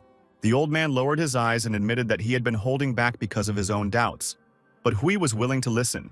He sat quietly, paying attention. Jingge cleared his throat and began to speak. He spoke about the martial arts masters from the Guyu sword sect, who often associated with the cruel blood faction. The old man's words surprised Hui, and he plunged into thought, intending to sort out his own thoughts. I remembered that the Guyu sword sect was one of the 3 great sects of Shanxi. She was close to 2 of the 10 largest sects, but she never cared about the Huashan or Zhuangnan sects. Not only did they have a strong, carefree nature, but they were also larger in scale than Huashan, Hui thought, covering his mouth with his hand. He remembered the ambitions of the sect, but did they have the time and opportunity to focus on a place like Posung? Jingge chewed and expressed his doubts about the patron of the sword sect, Guyu, and Hui rubbed his chin and agreed with him. The old man had already finished his leg, but the senior disciple was still thinking thoughtfully. He turned to Jingge, expressing curiosity about the martial arts master, who tried to remember. And then he said that it was the Red Wolf sword from the Guyu sword sect. Hui was very surprised when he heard the answer. He even asked again to make sure he had not misheard. To which the old man, taking a sip from his glass, suggested that the student had already heard this name. Jingge brought the glass to his lips again and only asked Hui to be careful if he had a plan. The senior disciple looked up. He was determined to know about this Red Wolf sword. The question was spinning in my head, who is this? While the beggars were eating the food and drinking the drinks Hui had brought, he was thinking, after all, I've never heard of them before. The sun rose over Posong, illuminating its streets with its rays. Hui opened the window and looked out, watching the city awaken. He folded his arms across his chest, his expression thoughtful and focused. He recalled how the day before he had offered the old man a drink together while they were talking. Hui smiled. He convinced Jingge that the drink was not alcoholic, as others might think, and they should drink together. The old man agreed and poured the senior disciple a drink from the bottle himself, while he was thinking about how to find out about the Red Wolf sword. The young man drank immediately, throwing his head back. He decided not to delay, although he did not plan to get drunk. However, his eyes widened in shock as soon as he felt the taste on his tongue. Like sea waves whipping up foam and caressing the skin, he was overtaken by the knowledge of something beautiful, truly delicious. The old man looked at him and with a cautious smile asked if the boy liked the liqueur, and he answered in the affirmative. And the words that the young man hadn't tried something like this for a long time surprised Jingge even more, because the senior disciple looked quite young. Hui cleared his throat, covering his mouth with his fist. He hadn't been able to enjoy everything properly yesterday because the beggars had gotten drunk quickly, and he himself had drunk without thinking about anything, because the drink he had chosen at random had turned out to be too tasty. He thought about the information he hadn't been able to gather, but a rough plan of action was already forming in his head. He pulled the handle of the door, thinking about the upcoming conversation with the students. Closing the window, the senior disciple looked with a grin at the bottles of liquor he had bought the day before. Now he could finish it all. The day flew by unnoticed, the sun disappeared, and a full moon appeared in the sky. Hua. Jin and Chal sat silently in front of the mentor and looked at him attentively, waiting for a conversation. But Jin and Hua managed to smell the smell of alcohol. The older student looked at the boys calmly from under his bangs and began to speak. He sat on the bed, crossing his legs and crossing his arms over his chest, asking to tell what the students had managed to find out. His sword was next to him, and bottles were visible from under the bed, which attracted Hua's attention. She asked Hui sternly about this, clenching her fists, clearly unhappy that he was drinking while the students were getting information. The older student didn't like her tone and began to deny everything, looking with displeasure at the girl who had entered into an argument with him. He was not going to repeat himself and demanded to know what the students had managed to learn. Jin was the first to speak about the task, while Hua looked at her mentor with disapproval. The student talked about the Black Path faction, which was originally a branch of the Huashan family. They became the Bloody Trail faction and took over power in Posung. Hua reported on the depravity and greed of these people, how they resorted to violence at the slightest resistance, her face expressing displeasure. She turned her gaze to Chal, who added that the biggest problem was that these people were learning martial arts, and despite their low-level skills, they were still dangerous to ordinary residents. Jin only nodded in agreement. When the students fell silent, the teacher praised them for gathering information so quickly and decided to share what he had learned himself. He confirmed their words with gestures and decided that it was worth discussing everything they had learned, since they were probably convinced of what they had reported to him. His gaze was directed straight at them as he asked the key question. How did the bandits learn martial arts? Hui talked about combat technique manuals that were available to anyone, and that you could learn low-level skills with them if you tried. Only the bandits were people who had hardly ever held books in their hands, studied techniques, and rather used them as fuel for a fire. He concluded that they most likely had someone helping them learn martial arts. The students were surprised to hear that Hui had figured out who it might be, but was unable to find out the reason. Confusion flashed in Jin's eyes, and he became curious to know who the mentor was talking about. For a while, the senior disciple sat silently on the bed, his gaze downcast and his intrigue still in his mind. And then he looked up at the guys and said that it was a warrior from the Guyu sword school. When he spoke of the Red Wolf sword from the Nine Hells sword sect, the disciples froze with expressions of utter stupefaction on their faces. The realization dawned on Jin that they were dealing with a serious group, and he stood there speechless, his mouth open in amazement. But the mentor remained calm and suggested finding the bandits, breaking into their hideout and dealing with them. The guys were even more surprised. Jin was confused whether Hui was serious. Chal even tried to object. He calmly suggested reporting this to the elders, because the four of them would hardly be able to cope with such a serious group. And Jin looked at him with an inspired smile, as if his comrade had read his thoughts. The senior student chuckled and looked at the students with prejudice. However, Hua's words attracted the attention of those present. The girl agreed with Hui. She frowned. Her gaze became hard and determined. The student wanted to restore justice and end the lawlessness in the city. Jin looked at his comrade, unable to utter a word. He was too surprised. All sorts of thoughts were spinning in his head. He believed that he needed to assess his opponent, not the situation. The young man understood that a clash with the Guyu Sword School was dangerous, especially after the massacre in Xianxi, and it had to be avoided at all costs. He voiced his suspicions of danger, attracting Hui's attention. Jin began to excitedly explain that a clash with the Black Path group could lead to a direct conflict with the Guyu Sword School. Hui hastened to reassure him, believing that he was worrying too much, but the student was even more surprised by his words. He was amazed by the senior disciple's confidence. Looking at him, he even asked how he could be confident, to which he replied that the Guyu Sword School did not act so hesitantly. Hui continued to calmly talk about the cruelty of Guyu and how they would act if they were willing to do anything to destroy him.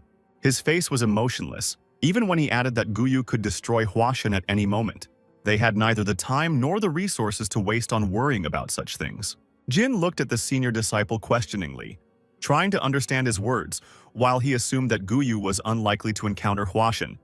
The chances of their involvement were slim, and when Hui was about to take the students with him on missions, Jin stopped him with his indignant cry. They stood opposite each other. The student doubted that the information provided by the mentor could be trusted, but he assured him that everything was reliable. When the senior disciple said that he learned everything from the Beggars' Union, Jin was even more surprised. Questions again overwhelmed his head, and he remained silent, biting his lip. The boy knew that the Beggars' sect was a righteous sect made up of poor people. Any beggar could be considered part of this sect. No organization could compare with them in terms of numbers. They could look dirty, hungry, and miserable, evoking pity. But they used their connections to gather information and then exchange it for food or money. They were not to be underestimated. Despite their pitiful appearance, they could be quite strong because they studied martial arts and acted according to the laws of honor. His legs carried him confidently along the road, and Jin was still pondering the words of his mentor. He was surprised that such information came from beggars. The moon was high in the sky. A little more and the clouds would have hidden it. The four students walked confidently towards the gate. They were determined. And Jin continued to think about the beggars. They were definitely a reliable source. He remembered how the senior disciple had calmed him down while he was in shock, holding him by the shoulder before carrying out the task.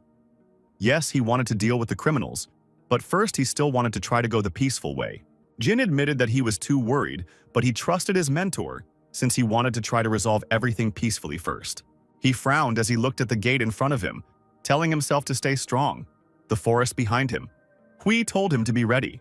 The older student destroyed the obstacle in front of them with a loud crash, surprising the boys quite a bit. Hua stood there with her mouth open in astonishment, while Jin remained calm and determined. People appeared in front of the students. They were talking in panic, not understanding what had happened and who had broken the gate. It was impossible to see anything through the cloud of dust, but Hui's firm voice still reached the people. A moment later, the faces of a determined Jin and Hui, whose eyes were hidden by his bangs, appeared. The senior student placed his hand on the hilt of the sword, intending to draw it out and sort it out. His gaze was frightening, and his posture clearly expressed readiness for battle, the blade of his sword flashing in the semi-darkness. The students stood amid the chaos they had created, still surrounded by swirling dust, debris strewn underfoot. The confused men opposite hadn't even drawn their weapons yet. One of the bandits stared in shock at the students' robes and recognized the symbol on their sleeves. When Jin and Hua expressed doubts about the peacefulness of the method, the senior disciple hastened to reassure them. But Chal remained silent. A man appeared in front of the students, who were ready for battle, and the bandits, who had drawn their swords. He was quickly approaching. One of his accomplices informed him of the suspicions that the boys belonged to Huashan. The man frowned and sweat appeared on his face. He had not expected such a turn of events. The student stood calmly in front of him, did not look frightened and did not attempt to attack. He turned to them, accusing them of such a late ambush, and ordered them to leave. Only the students had a different opinion. They were not going to back down. Hui spoke for everyone. He pointed at the man, telling him to be quiet, which surprised him quite a bit. The bandit didn't look angry, but rather confused by the guy's actions and words, but he didn't like his impudence. While the students continued to stand quietly to the side, he turned around and ordered his accomplices to show these newcomers what their strength was capable of. The men quickly began to draw their swords, following the leader's order. But this did not frighten the students. They remained motionless before their opponents with drawn weapons. Hua's attention was drawn to something hiding behind the criminals' backs. Among the bandits, there were two people lying on the ground. The man seemed to be covering the girl with his body. Both were covered in blood. The man's back was covered in bruises, and a pool of blood had formed underneath them. Hua was horrified. Her breath caught in her throat from what she saw, not believing her eyes. While the others stood still, she rushed forward. Jin even tried to stop her. She instantly found herself near the wounded, noticing the blood on the girl's body and the clothes torn in places. Hua knelt down next to the exhausted people, wanting to help. The man lay with a dead look. He tightly squeezed the shoulder of the girl lying on the ground. There seemed to be a plea for help in his gaze. The girl's eyes were closed. She was breathing heavily, unable to move. Jin and Chal ran towards Hua, calling her name. Hui stayed behind, but the student did not move. As she sat bent over the injured couple, the bandits raised their swords over her head. Her reaction was lightning fast. Gritting her teeth, she put her palm forward, and she prevented the criminals from attacking with the bamboo leaf hand technique, literally sending them flying, her eyes burning with rage. A powerful blow disarmed the men. They fell back, choking on saliva. With a crash, raising new clouds of dust, the bandits landed on the ground. Jin and Chal appeared next to the girl. They drew their swords, intending to defend themselves and protect their comrade, although Jin found time to reprimand her. Hua was still sitting next to the beaten people. She kept saying that they needed help, and Jin glanced at her. The bandits she had attacked lay on the ground, but one of them found the strength to object. Covered in sweat, his brows furrowed in growing rage, he tried to urge his accomplices to fight the students. The leader turned to his gang upon hearing the man's words. Hui stood waiting. His thoughts were occupied by Hua. He thought about her attack, deciding that she did not hit with all her strength, but held back, as she usually did during training, and he dismissively called her soft. He then shouted at the girl, ordering her to attack the bandits with her sword, while the irritated leader looked over his shoulder at him. The senior disciple's face seemed phlegmatic. He thought that these criminals were more unpleasant than he imagined.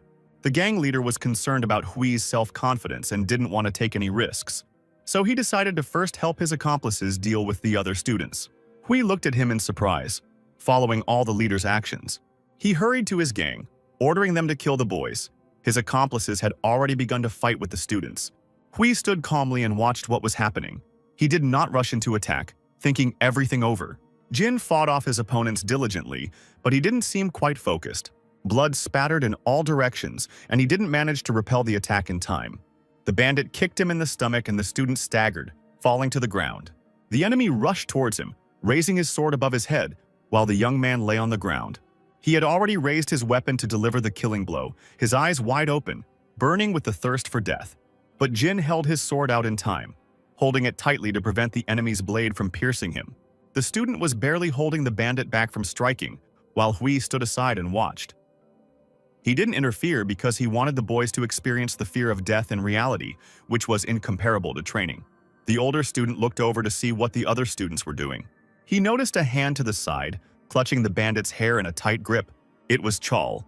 He was holding the enemy, lifting him above the ground. The bodies of the defeated lay nearby, but another criminal appeared behind him, screaming, and with a raised sword he advanced towards Chal. The young man released his grip and the bandit's body landed on the ground with a thud. The new opponent swung his sword and was ready to strike stealthily. Chal deftly intercepted the hand holding the weapon, pushing it away from himself. With his other hand, he hit the criminal in the face with all his might, and he flew to the ground, sprinkling the earth with his blood. The gang leader looked down in surprise at his fallen accomplice who had landed right in front of him. Chal looked terrifying, towering over the unconscious bodies with his eyes burning with fury. His face expressed readiness for a new attack. His gaze was hard and heavy. The gang leader, meanwhile, was distracted from the battle between his accomplices and the students and ran towards Hui. A cheeky grin appeared on the man's face.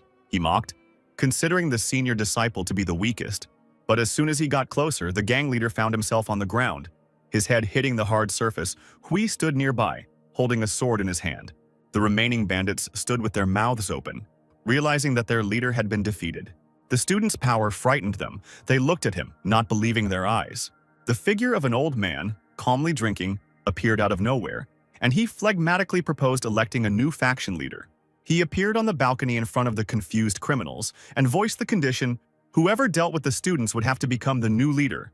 A voice came from the crowd calling Mr. Red Wolf Sword. The disciples' gazes were also directed towards the old man. and Chal thought that this was the Lord of the Red Wolf sword. Hui remained unperturbed. He turned to the old man with disdain, looking up at him, but did not hide the fact that he was waiting for his appearance. He seemed a little surprised that the young man knew about him, and even clarified this point. Then he smiled graciously, looking down at the senior disciple and taking his knowledge as an honor. But Hui hastened to disappoint him, saying that he had only learned about it yesterday and completely by accident, which left him confused. He continued to mock the old man with a carefree smile on his face, calling him a loser. Red Wolf narrowed his eyes and expressed indignation at Hui's words, because the disciples of the Huashan sect should strive for righteousness. But the youth with such phrases more resembled a follower of a demonic cult. The cup fell from his hand onto the ground and broke with a ringing sound, spilling its contents onto the ground. The old man jumped from the balcony, drawing his sword from its sheath, his cloak billowing, his gray hair disheveled, the moon illuminating his figure. He found himself in front of Hui, but he didn't look scared. He stood in front of him with a blank expression on his face. "Well, I don't even know," the senior disciple said with a bored look. When the old man suggested showing off his full strength, he was instantly behind him, leaving behind a cloud of dust and continuing to mock. Red Wolf was amazed by his speed. The old man had already opened his mouth, but before he could come to his senses and say anything, Hui grabbed him by the head. With a sharp movement of his hand, he threw it to the side, away from himself. Red Wolf landed face down, his sword still in his hand, his elbow and knees sliding along the ground. He quickly rose to his feet, leaning on the scabbard of his sword. Having deftly turned over in the air, he again found himself facing his opponent. The old man looked at Hui warily, his face covered in sweat and dirt, his sword at the ready and still amazed at the boy's speed.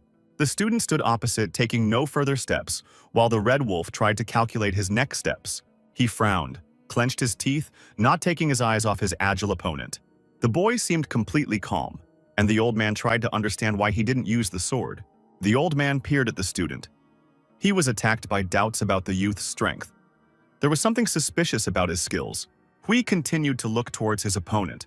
He had no reason to kill him. Gripping the hilt tighter, he came to the conclusion that he wanted to test his swordsmanship. He recalled studying Huashan martial arts, sitting among books and scrolls, wanting to learn as much as possible and combine his own skills with Huashan martial arts. The guys who fought with the rest of the bandits still didn't have enough experience. He stood and looked at the old man, not attacking first, until he gave him a chance to survive. The old man did not live up to his expectations, but he was still something. Without waiting, the Red Wolf jumped up and leaped at him, intending to end this fight. Hui merely stepped aside, and the old man's sword cut through the air with a whistle. The opponent tried to strike with his elbow, but the senior disciple deftly dodged it again. With an unperturbed expression, Hui bent down and opened his palm. His blow landed on the old man's chest. He used the bamboo leaf hand technique. The Red Wolf was falling rapidly, but the young man continued to advance towards him. His eyes lit up in the dim light, his sword hand drawn back, the other reaching out to his opponent. Hui swung his sword right in front of the old man's face, and he miraculously managed to dodge. Lying on the ground, the Red Wolf looked at the young man in horror. Jumping to his feet, he stared at the head disciple, trying to see if he was counting his steps. The old man was breathing heavily. All sorts of thoughts about the guy's strength level and the difference between them were spinning in his head. He gripped the hilt of his sword tightly. Everything that was happening seemed impossible to him.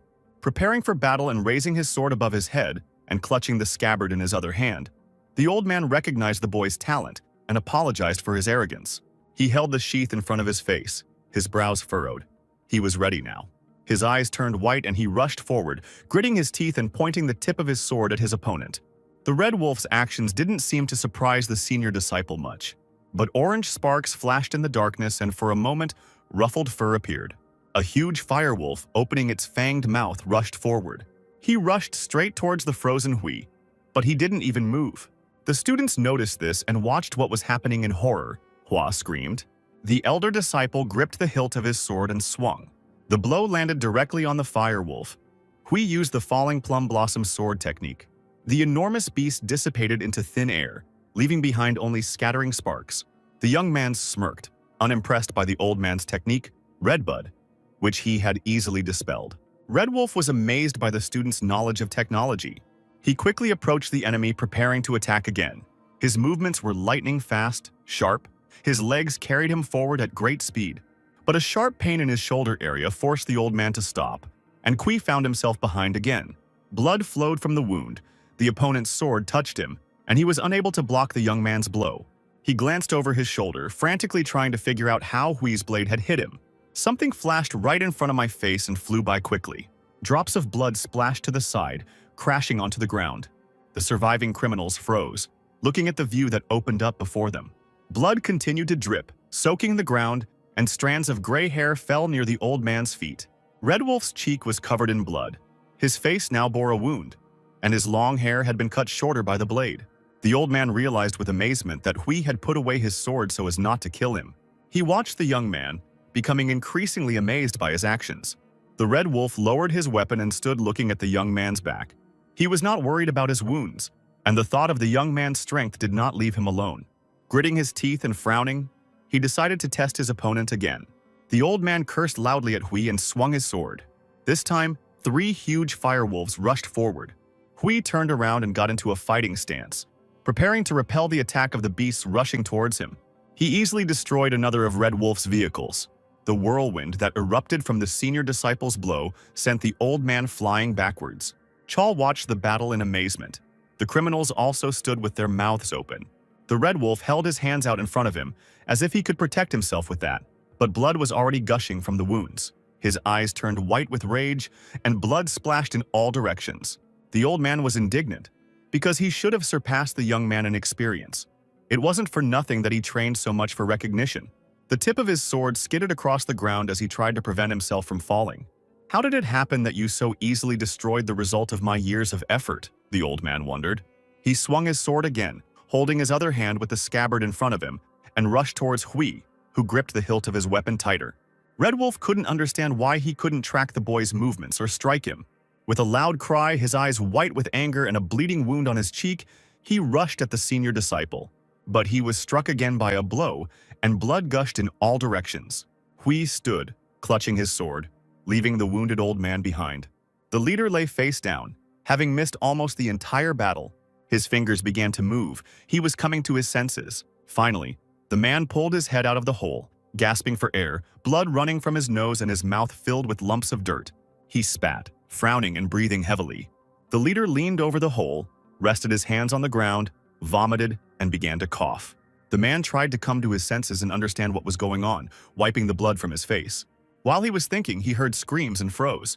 The leader didn't yet know what had happened while he was unconscious, but the scream made him turn around. Red Wolf was mortally wounded, blood was gushing out, and Hui was standing behind him. The man looked at what was happening in stunned silence, forgetting about his own injuries. The hand of the defeated man rested on the ground in a pool of blood, his sword lying nearby. The Red Wolf reflected on how his years of effort had fallen victim to the young man's talent. He lay motionless on the ground, bleeding.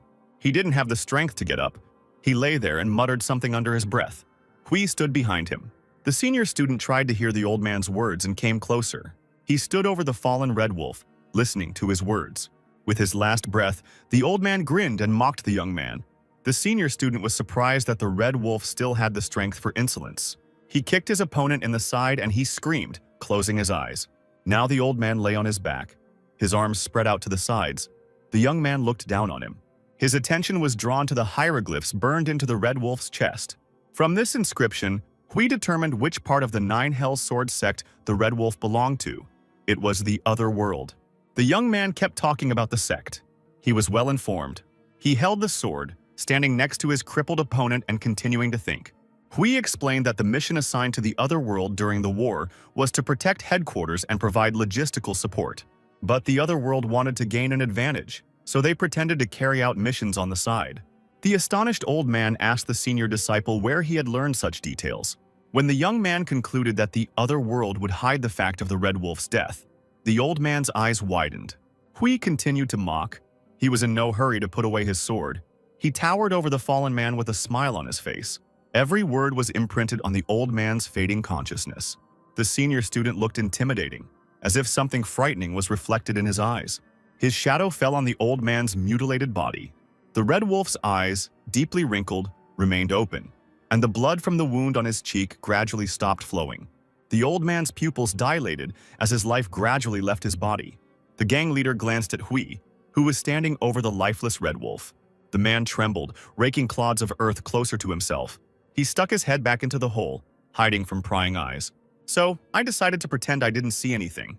A hand grabbed his clothes with a tight grip, pulling him back. Hui pulled the gang leader out of his hiding place, who looked away apathetically. He looked closely at the cowardly man, then ordered him to sort things out. The man looked back in fear, sweat streaming down his face. The room was light, and there were stacks of books and tablets on the table. Hui sat at the table, looking through the notes he had been given, with Jin and Hua standing on either side of him. The criminals stood before him, silent, their heads bowed. The older student crossed his arms over his chest and informed the gang that the money they had stolen would be returned to their owners. On top of that, he forced the bandits to get rid of the gambling den. When Kavi asked about the objections, the gang leader replied that it would be difficult to sort it out in one day. The senior student frowned as he looked at the bandit. The man was embarrassed and hastened to correct himself, but the young man interrupted him. Hui's condemning speech made the bandits lower their heads in guilt. The older student continued speaking, every word dripping with contempt, but his face remained impassive. The criminals listened obediently. Their leader didn't even think of arguing. Hui gave the task to the bandits, and then turned to his students. He ordered them to ensure that the task was carried out. Hua asked the senior disciple what he himself would do. The girl was worried that the mentor would start drinking again. Ignoring the student's remark, the young man sent the students on a mission, while he himself remained with the gang leader. He sat at the table with a dissatisfied face, thinking about Hua's words. Then he closed his eyes and smiled. He had other things to do besides drinking. He got up from the table and asked the criminal to take him away. Saliva glistened on his lips. He felt an enticing scent and wanted to quickly find its source. Images from his past life came to mind when, as Han, he tried to find answers to his questions about strength in books. Afterwards, the Swordmaster searched for the necessary plant on his own, wandering through the forests. One day, something remarkable caught his attention in one of the forests. Then he sat down to rest after training. And now, in Hui's body, he followed the leader of the criminals down into the basement. The young man immediately recognized the distinctive smell, which grew stronger as they descended. And the man explained that it was 200-year-old Fotai. The gang leader stood behind, lighting the way with a lantern, and the senior apprentice opened the door. Entering the room, Hui hastened to lock the door behind him. He looked around, noticing that the room was quite well fortified. The senior student saw the box and hastened to take it in his hands. He was salivating as he opened it, because Foti was priceless and he didn't have the patience to eat the plant. Light emanated from the box, illuminating the young man's excited face. His eyes widened in surprise when he saw the contents. Holding the box by the lid, he looked at the huge glowing plant. He remembered the Foti he had eaten in his past life and compared it with what he saw, estimating that this Foti was 400 years old.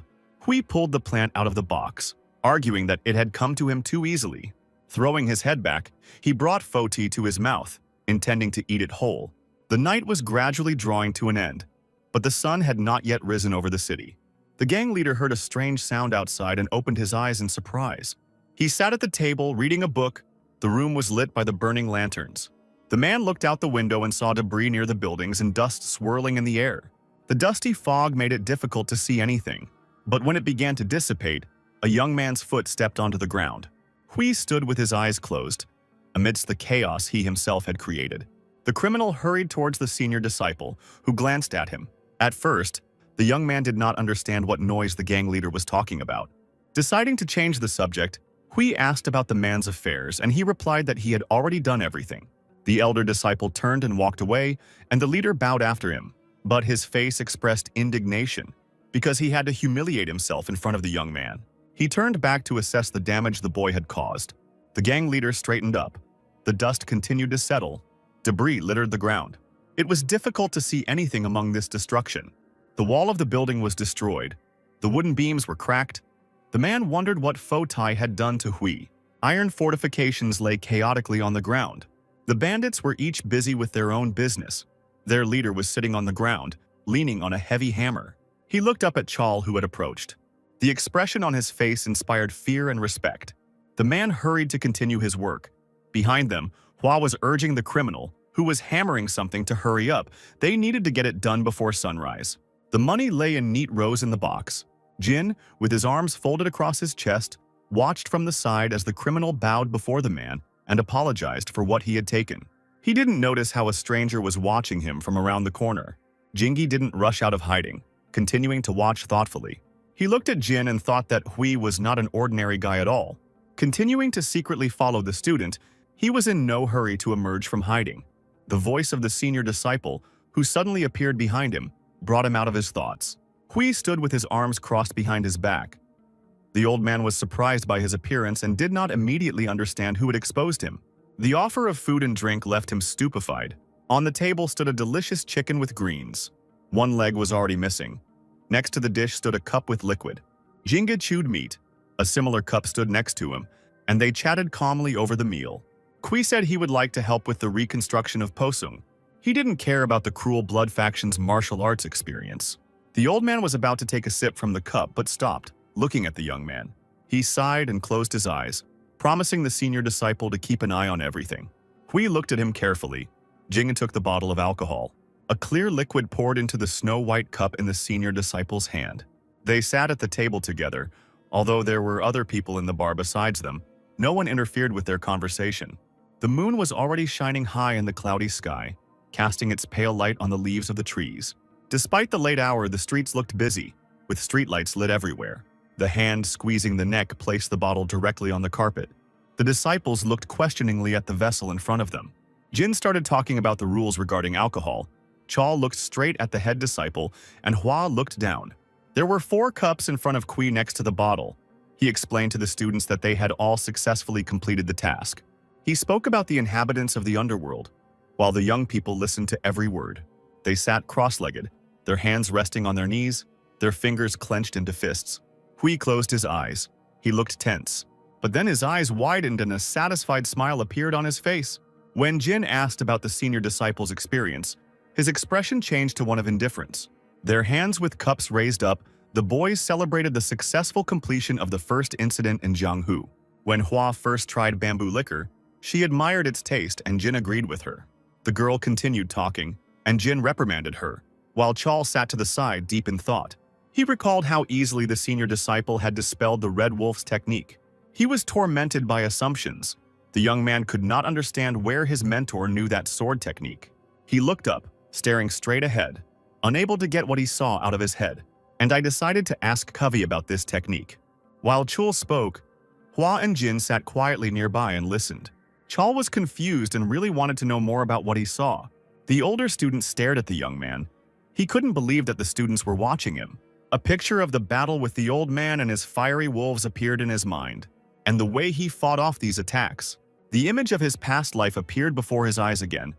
Han used weight and strength, the principles of the Doko sword technique he had created in the past. Hui was surprised that the student noticed this. Hua also looked at her comrade in surprise. He promised to tell the guy everything, but later, and he looked up in amazement. The older student suggested that the shocked boys finish drinking before he told them everything. He grinned slyly, and there was mischief in his eyes. A cart was moving slowly along the road, its wheels creaking. It was driven by a man, and he was driving along a forest path in the dark. Someone's voice caught his attention, and the man turned around trying to make out the stranger. A criminal armed with a sword appeared from the bushes. A seemingly nice old man threatened the cab driver with death if he did not give up his things. The students watched the tense conversation between the criminal and the unfortunate man from their hiding place. Hua came to the conclusion that bandits were operating here, and the senior disciple confirmed her words. The old man, meanwhile, had already set his sights on the cabbie's belongings, concluding that it wasn't that much. Hui watched this scene while talking about martial arts.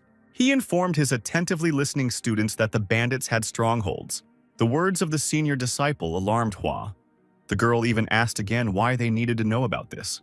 To this, the mentor replied that these strongholds needed to be destroyed.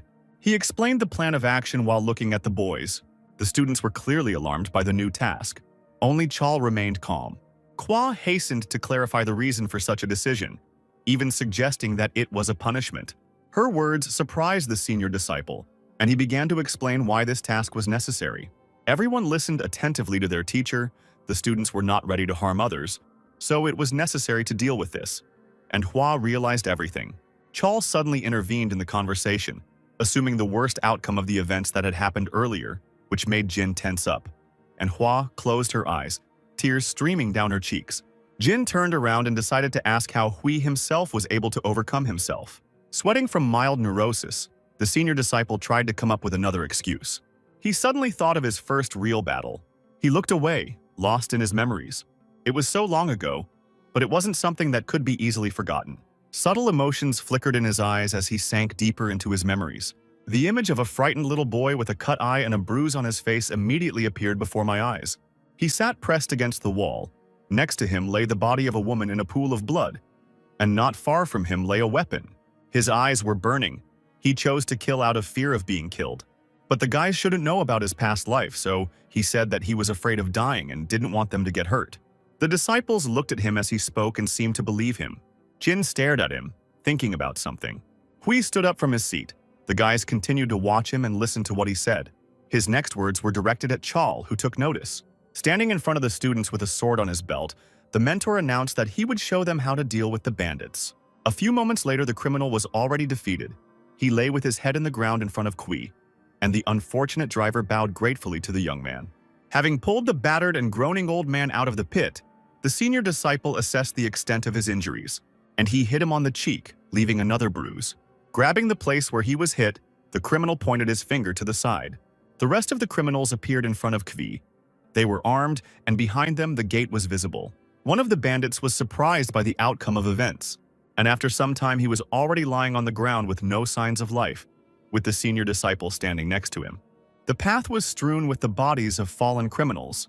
Hui shook himself off, leaving behind those who couldn't defeat him. When the sun was high in the sky illuminating Posung, the students began special preparations. Jin was tracking the members of the Cruel Blood faction from the roof of the building. At night, Hui watched as Chal dealt with criminals. The sword cut through the air with a whistle. The hand that held it was covered in scars. Kwa miraculously dodged, not allowing herself to be injured. Her opponent seemed strong and terrifying. The fear of death was clearly visible in the girl's eyes. But later, she stood with her eyes burning with rage and a sword in her hand in the middle of the street, strewn with the bodies of her opponents, holding the last one by the collar. Jin was breathing heavily, his head bowed as if trying to hide behind his bangs. He sat in the darkness, holding the hilt of his weapon. One knee was pressed against the ground. A palm lay on the other. The student leaned on a sword and lifeless bodies lay near him. Hui watched him from his hiding place. He saw the corpses next to the guy. At that moment, he realized that Jin would rather die himself than hurt another, even though his skills were superior to those of Hua and Cheol. The older student understood why this was happening, but he believed that the boy should handle it himself. The student's hunched figure remained motionless. His face was not visible, but the silence of the night was cut by his rapid breathing. That same night, Hui reported that instead of 3, they dealt with all the bandits' fortifications in 2 days. The 4 of them were on an empty street. The senior student praised the boys and sent them off to rest. Hua decided to ask what they should do while the others stood silently to the side. The mentor's answer about teaching Chal a new technique disappointed the girl, because she and Jin would also have to participate in the training. Cutting the air with his sword, the senior disciple pulled his hand back. The next moment he made a sharp lunge, sending a whirlwind of power forward. A hole of impressive size formed right in front of him. Even through the clouds of dust, the stunned students saw her. Hui turned around and reminded the astonished boys of the technique they had already seen him perform, then clarified that he had slightly modified Huashan's 6-fold sword combination technique by adding more weight. Chal was even more amazed by his answer and even asked again. Pointing his sword downwards, the senior disciple began to explain. The tip sank straight into the ground with a grinding sound. Hui said he would be demonstrating his personal interpretation of the techniques, adding elements of illusion. He gripped the hilt of his sword. The frozen students continued to watch and listen, realizing something. The senior disciple mentioned the holy sword Huashan, his mentor Zuo. Of course, his teacher was not the first to ever do something like this, but he was the best. Hui let go of the sword hilt, continuing to talk about Zuo, recounted his thoughts on the 6-fold sword combination technique and its offshoot. The young man told the young people that the teacher was secretly developing a new technique. His sword glittered in the moonlight. KHVI explained that using unfinished technology is irrational. When the students heard about the chaos that an incomplete technique could cause, they gulped nervously. The senior student pointed to the sword and asked Chal again if he really wanted to study this technique. Chal stood with his head down and frowning. It seemed like he was in doubt. But, raising his determined gaze, he answered his mentor's question in the affirmative. From that very moment his training began. In the darkness of the night, Jin and Hua watched as Hui and Chal stood concentrated a few meters away. This continued until the morning. The young men seemed to have stood motionless all night, as did Jin and Hua. The exhausted girl looked at them with displeasure. Her eyes were almost closing, and bruises appeared under them. She turned to her comrade in misfortune, and he looked in her direction. When Hua, frowning, suggested running away, Jin looked at her with a puzzled expression. Hui didn't look like he was tired at all from the long training session, he corrected Chul, telling him how to do it correctly. Drenched with effort, the youth held the sword up, the sun's rays reflecting off the blade, while the senior apprentice continued to give instructions. Despite being tired, Chal did everything his mentor said. And while his training continued, Jin and Hua decided to sneak away. The girl suggested checking out the Black Path bandits and taking a break, to which the guy agreed. The sun illuminated the streets of Posung, and the mountains were visible in the distance. A disgruntled man stopped in the middle of the road, urging someone on. Another one followed him slowly. He sped up, making excuses to the grumbling leader. Hua stood in the crowd and watched what was happening, trying to assess the situation.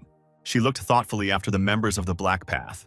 One walked ahead, the other tried to keep up with him, and they did not stand out in any way from the crowd of ordinary residents.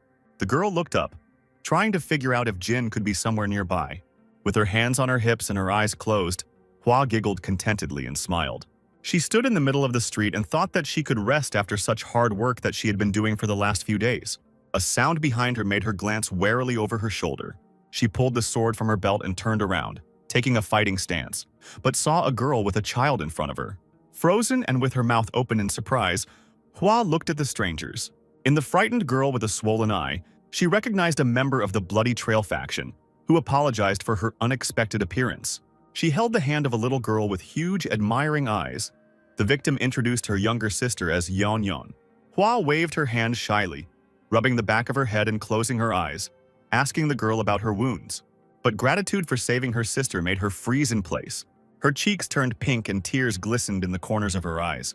Hua stood there sniffling, and the girl admitted that the wounds healed quickly and mentioned her father's funeral. The student stopped wiping away her tears, as if she had remembered something. An image of a bloodied man covering a girl with his body came to mind. Hua folded her hands in a respectful gesture and bowed her head, apologizing for the late help and offering her condolences. While the older girls were talking, Yon Yon kept her eyes on the student. Her plump cheeks flushed, her eyes sparkled, but her eyebrows drew together in determination. She stated that she wanted to become a great hero when she grew up, and Hua was amazed, slowly lowering her hands. The little girl's words again brought a wave of emotion and tears to her eyes. She bit her lip to keep from bursting into tears. Yon Yon's older sister, who was watching her, froze in a stupor, not quite understanding what was happening, and the student turned to the girl.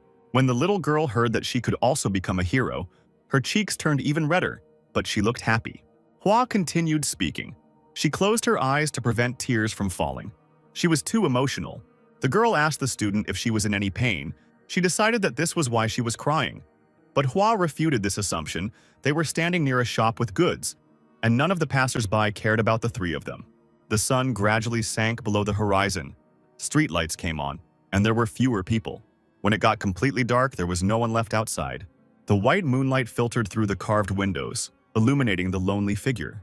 Jin sat on the floor, his legs crossed, his hands on his knees, his head down. He dozed off right in that position. The sun illuminated the forest path, but clouds floated across the sky. Tired from the long journey, Hua made an irritated sound and rolled her eyes. "At this rate, we'll die before we get to Venum," the girl complained, trying to catch up with Chal and Hui, Jin trailing behind her. The older student calmly remarked that they themselves needed to speed up. Hua continued to grumble, looking at the backs of those walking in front of her. Of course, her words did not go unnoticed by the mentor, but he only looked at her over his shoulder with an unkind gaze. The student covered her mouth with her hand, her eyes wide in fear. She should have kept her mouth shut. But Jin, who was following her, realized the awkwardness of the situation. He hastened to change the subject in order to resolve the conflict. The senior disciple gave off a terrifying aura as he stood in front and scolded his disciples. The others tried to catch up with him, and Jin thought that he had failed. Looking down and breathing heavily, Hua and Jin thought about the same thing. But the girl suddenly thought out loud about Yon Yon. Hui asked again with interest, and the student told about an unexpected meeting in the market square. As they walked, Hua spoke about the little girl's desire to become a great hero, and the young men even stopped to listen to her. After listening to the story to the end, the senior disciple left a caustic comment. After a moment, he stopped and silenced everyone. Chal glanced in his direction. Hui informed the disciples that they had arrived in Huinam, and they were delighted, especially Hua.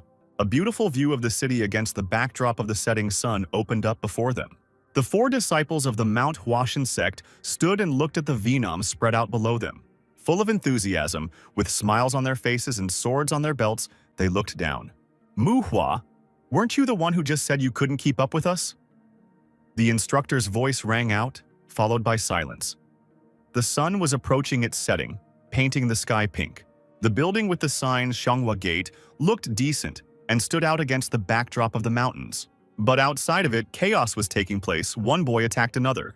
There were 3 little hooligans. One stood to the side, the second held the victim, and the third was the instigator. He clenched his hand again, intending to deliver a couple more blows, and his fist landed right in the victim's stomach, causing the boy to wince in pain. The bully raised his hand again to hit again. Cruelty was visible in his eyes. It was clear from his face how much he was enjoying what was happening. But a strong, sinewy hand blocked the blow, stopping the leader of the hooligans. He was surprised and looked up at the stranger who had interrupted the fight. He looked back towards the bushes, hearing sounds. 3 more people came out from there, and for a moment the boy was confused. The beaten boy, who was still being held by another bully, looked tiredly at the strangers. Their clothes seemed familiar to him. He realized that the people standing in front of them were disciples of the main Huashan sect. Hui didn't let go of the little leader's fist. He calmly talked about martial arts and the possible outcome of such a fight. For a moment, a bluish energy sparkled around him, and his eyes glowed. He looked terrifying, but the angry expression on the bully's face indicated his dissatisfaction with the adult's interference. The older student looked at him, noticed the arrogance in his gaze, and came to the conclusion that the child's cruelty was the result of his parents' influence. With a frowning look, furrowed brows, and a wrinkled nose, the boy clearly didn't look scared. However, Hui continued to hold his hand. They looked into each other's eyes as if neither of them wanted to back down. The senior disciple's face was completely expressionless, and he continued to phlegmatically study the bully with his gaze. He began to be irritated by the arrogant expression on the boy's face. His gaze darkened, and the young man already wanted to teach him a lesson. And while he was scolding the little troublemaker, someone's hand grabbed his robe and tugged it a couple of times, attracting his attention. Hui looked down at the troublemaker and stared questioningly at the exhausted victim. The boy's face was half hidden under his bangs. The bully standing behind him was no longer holding him back. The older student did not look away, but seemed to understand what was going on. He released the fist of the leader of the hooligans and advised them to leave before they were punished. The little bandits disappeared quite quickly, leaving their victim with 4 strangers. But the boy already knew who was in front of him, so he folded his hands in a respectful gesture with a loud clap. He bowed, introduced himself as Sanha from Xianghua Gate, and thanked the students for their help, while the young men stared at him. A phlegmatic expression appeared on Hui's face again, and he introduced himself to Sanhe in response. A worried Hua rushed to the boy, carefully trying to determine the extent of his injuries, but he waved her off, saying that everything was fine. The student stood next to Sanhe, trying to figure out who the hooligans were, and the boy confessed that the boys belonged to Daejeon Gate, and their leader was named Ga Se-in. Hua sat in front of the boy, trying to find out why he was being bullied, and he, with his head down, confessed to the long-standing feud between the 2 sects. And the bullies bullied him because Xianghua had become weaker, Sana said, and Hui looked at him and thought about the arrogant troublemaker Se-in. The senior student kept his gaze fixed on Sani, and Jin decided to ask the boy about the sect leader's knowledge of the bullying he was receiving. All beaten and dirty, he lowered his sad gaze and replied that the leader knew and even personally visited the Daejeon Gate when the boy fought back against the bullies. He remembered that day, the unpleasant leader Daejeon with his arrogance in his voice, his haughty gaze and the thin mustache above his thin lips. He remembered how he and leader Xianghua left without resolving the conflict. Although Sana himself was clearly beaten, bruises were visible on his face, and leader Daejeon grinned at their backs with his subordinates. The boy stood with his fists clenched as he told all this to the students, and Hui realized that by stopping him and not allowing him to punish the bullies, he was preventing a confrontation between the 2 sects. The crippled, unfortunate boy suddenly seemed incredibly strong, because he literally sacrificed himself for his sect and courageously endured all the beatings. Sanha's revelations upset the emotional Hua.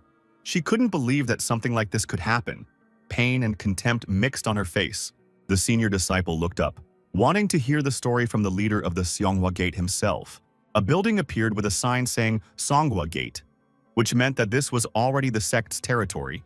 The sect members, dressed in white, looked at the new arrivals in surprise, clearly recognizing them by their robes. Sana walked ahead with a proud smile. Hui walked next to him, looking straight ahead, and Jin, Chol, and Hua, who was turning her head, brought up the rear. The senior disciple looked at the students of Seonghwa Gate, noticing their attire and symbolism. A stranger appeared before them, recognizing and greeting them, and the group, led by little Sani, stopped, looking at him. The disciples of the main sect respectfully folded their hands and bowed. Greeting the leader, Hui introduced himself to him. The leader mirrored the gesture and said his name with a smile.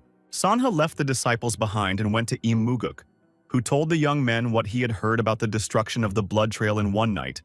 But the senior disciple objected, calling it an exaggerated rumor. The leader placed his hand on his son's shoulder and praised him for bringing the honored guests. It was clear from his expression that he was proud of his son. The students were silent, watching the sweet family scene, and then Muguk invited them inside. The room was cozy, the sun's rays were shining through the windows, and the shelves were lined with thick books. Jin took a sip of the amber liquid in which petals floated. The student sat at a table laden with cups, with leader Seonghwa at the head of the table, and Hui sitting opposite him. Jin and Chul noted the taste of the freshly brewed tea. Muguk looked friendly and smiled as he recalled how he once visited Mount Huashan and tasted plum blossom tea. The senior disciple closed his eyes. He held a cup in his hands but was in no hurry to drink tea. First, he told the leader of the sect about their task. Opening his eyes and looking at him, he asked how things were going at the Seonghwa Gate. Muguk was silent for a while, staring down, but then he finally said that Seonghwa was in a difficult situation. He began to talk about his bad relationship with Daejong, about their eternal confrontation, but before the forces were equal, the conflicts were insignificant. While the senior disciple was talking to Muguk, the others remained obediently silent, but their conversation made the students tense and nervous. Muguk recalled how he had to suppress conflicts, but Daejong did not stop provoking him. When the leader mentioned young Master Seiyin and his bullying of Sana, Jin was surprised, looking up at him and confirming the man's knowledge of his son's fights. Hui, meanwhile, was calmly drinking tea. Muguk's gaze hardened as he continued talking about his son and the rivalry with the treacherous Daejong. He put the cup of tea down on the saucer with a bang, and a crack appeared along its edge. The leader sat with his face hidden under strands of hair, ashamed that he could not stand up for his son and his sect. While the senior disciple was silently enjoying his tea, the other disciples' worried gazes turned towards the upset man. Jin was the first to speak up, asking why he hadn't asked the Huashan sect for help. Muguk explained to the attentively listening students that he hadn't done this because of the current situation, but when the students themselves appeared at the Seonghwa Gate, he felt relieved. Every word the sect leader said radiated respect and pride, but the faces of the young people remained unperturbed, and only Jin frowned. "You don't trust us," Hui said phlegmatically, and Jin, with a satisfied grin, was about to agree with him. He stopped himself in time and turned to the senior disciple, perplexed and trying to comprehend what he had said. Hui clarified that he noticed Muguk's reaction to his son's actions, and therefore did not see the leader as trusting his students. Hua and Chol, looking at the senior disciple, were thinking the same thing. They didn't quite understand what his words meant. The man chuckled and hastened to justify himself under the inquisitive glances of those present. He said that not trusting the disciples of Mount Huashan was the same as not trusting the mountain itself. Muguk looked up and smiled good-naturedly, assuring that such thoughts could not have occurred to the leader of the sect. Chol rose from the table, sensing the tension in the room. Hui continued to silently study the leader with his gaze, thinking that he was refusing help in vain, but the leader quickly changed the subject and suggested dinner.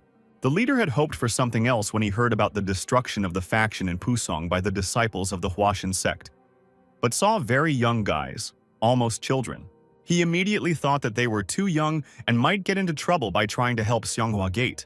The leader was going to greet them properly, with due respect, and send them back.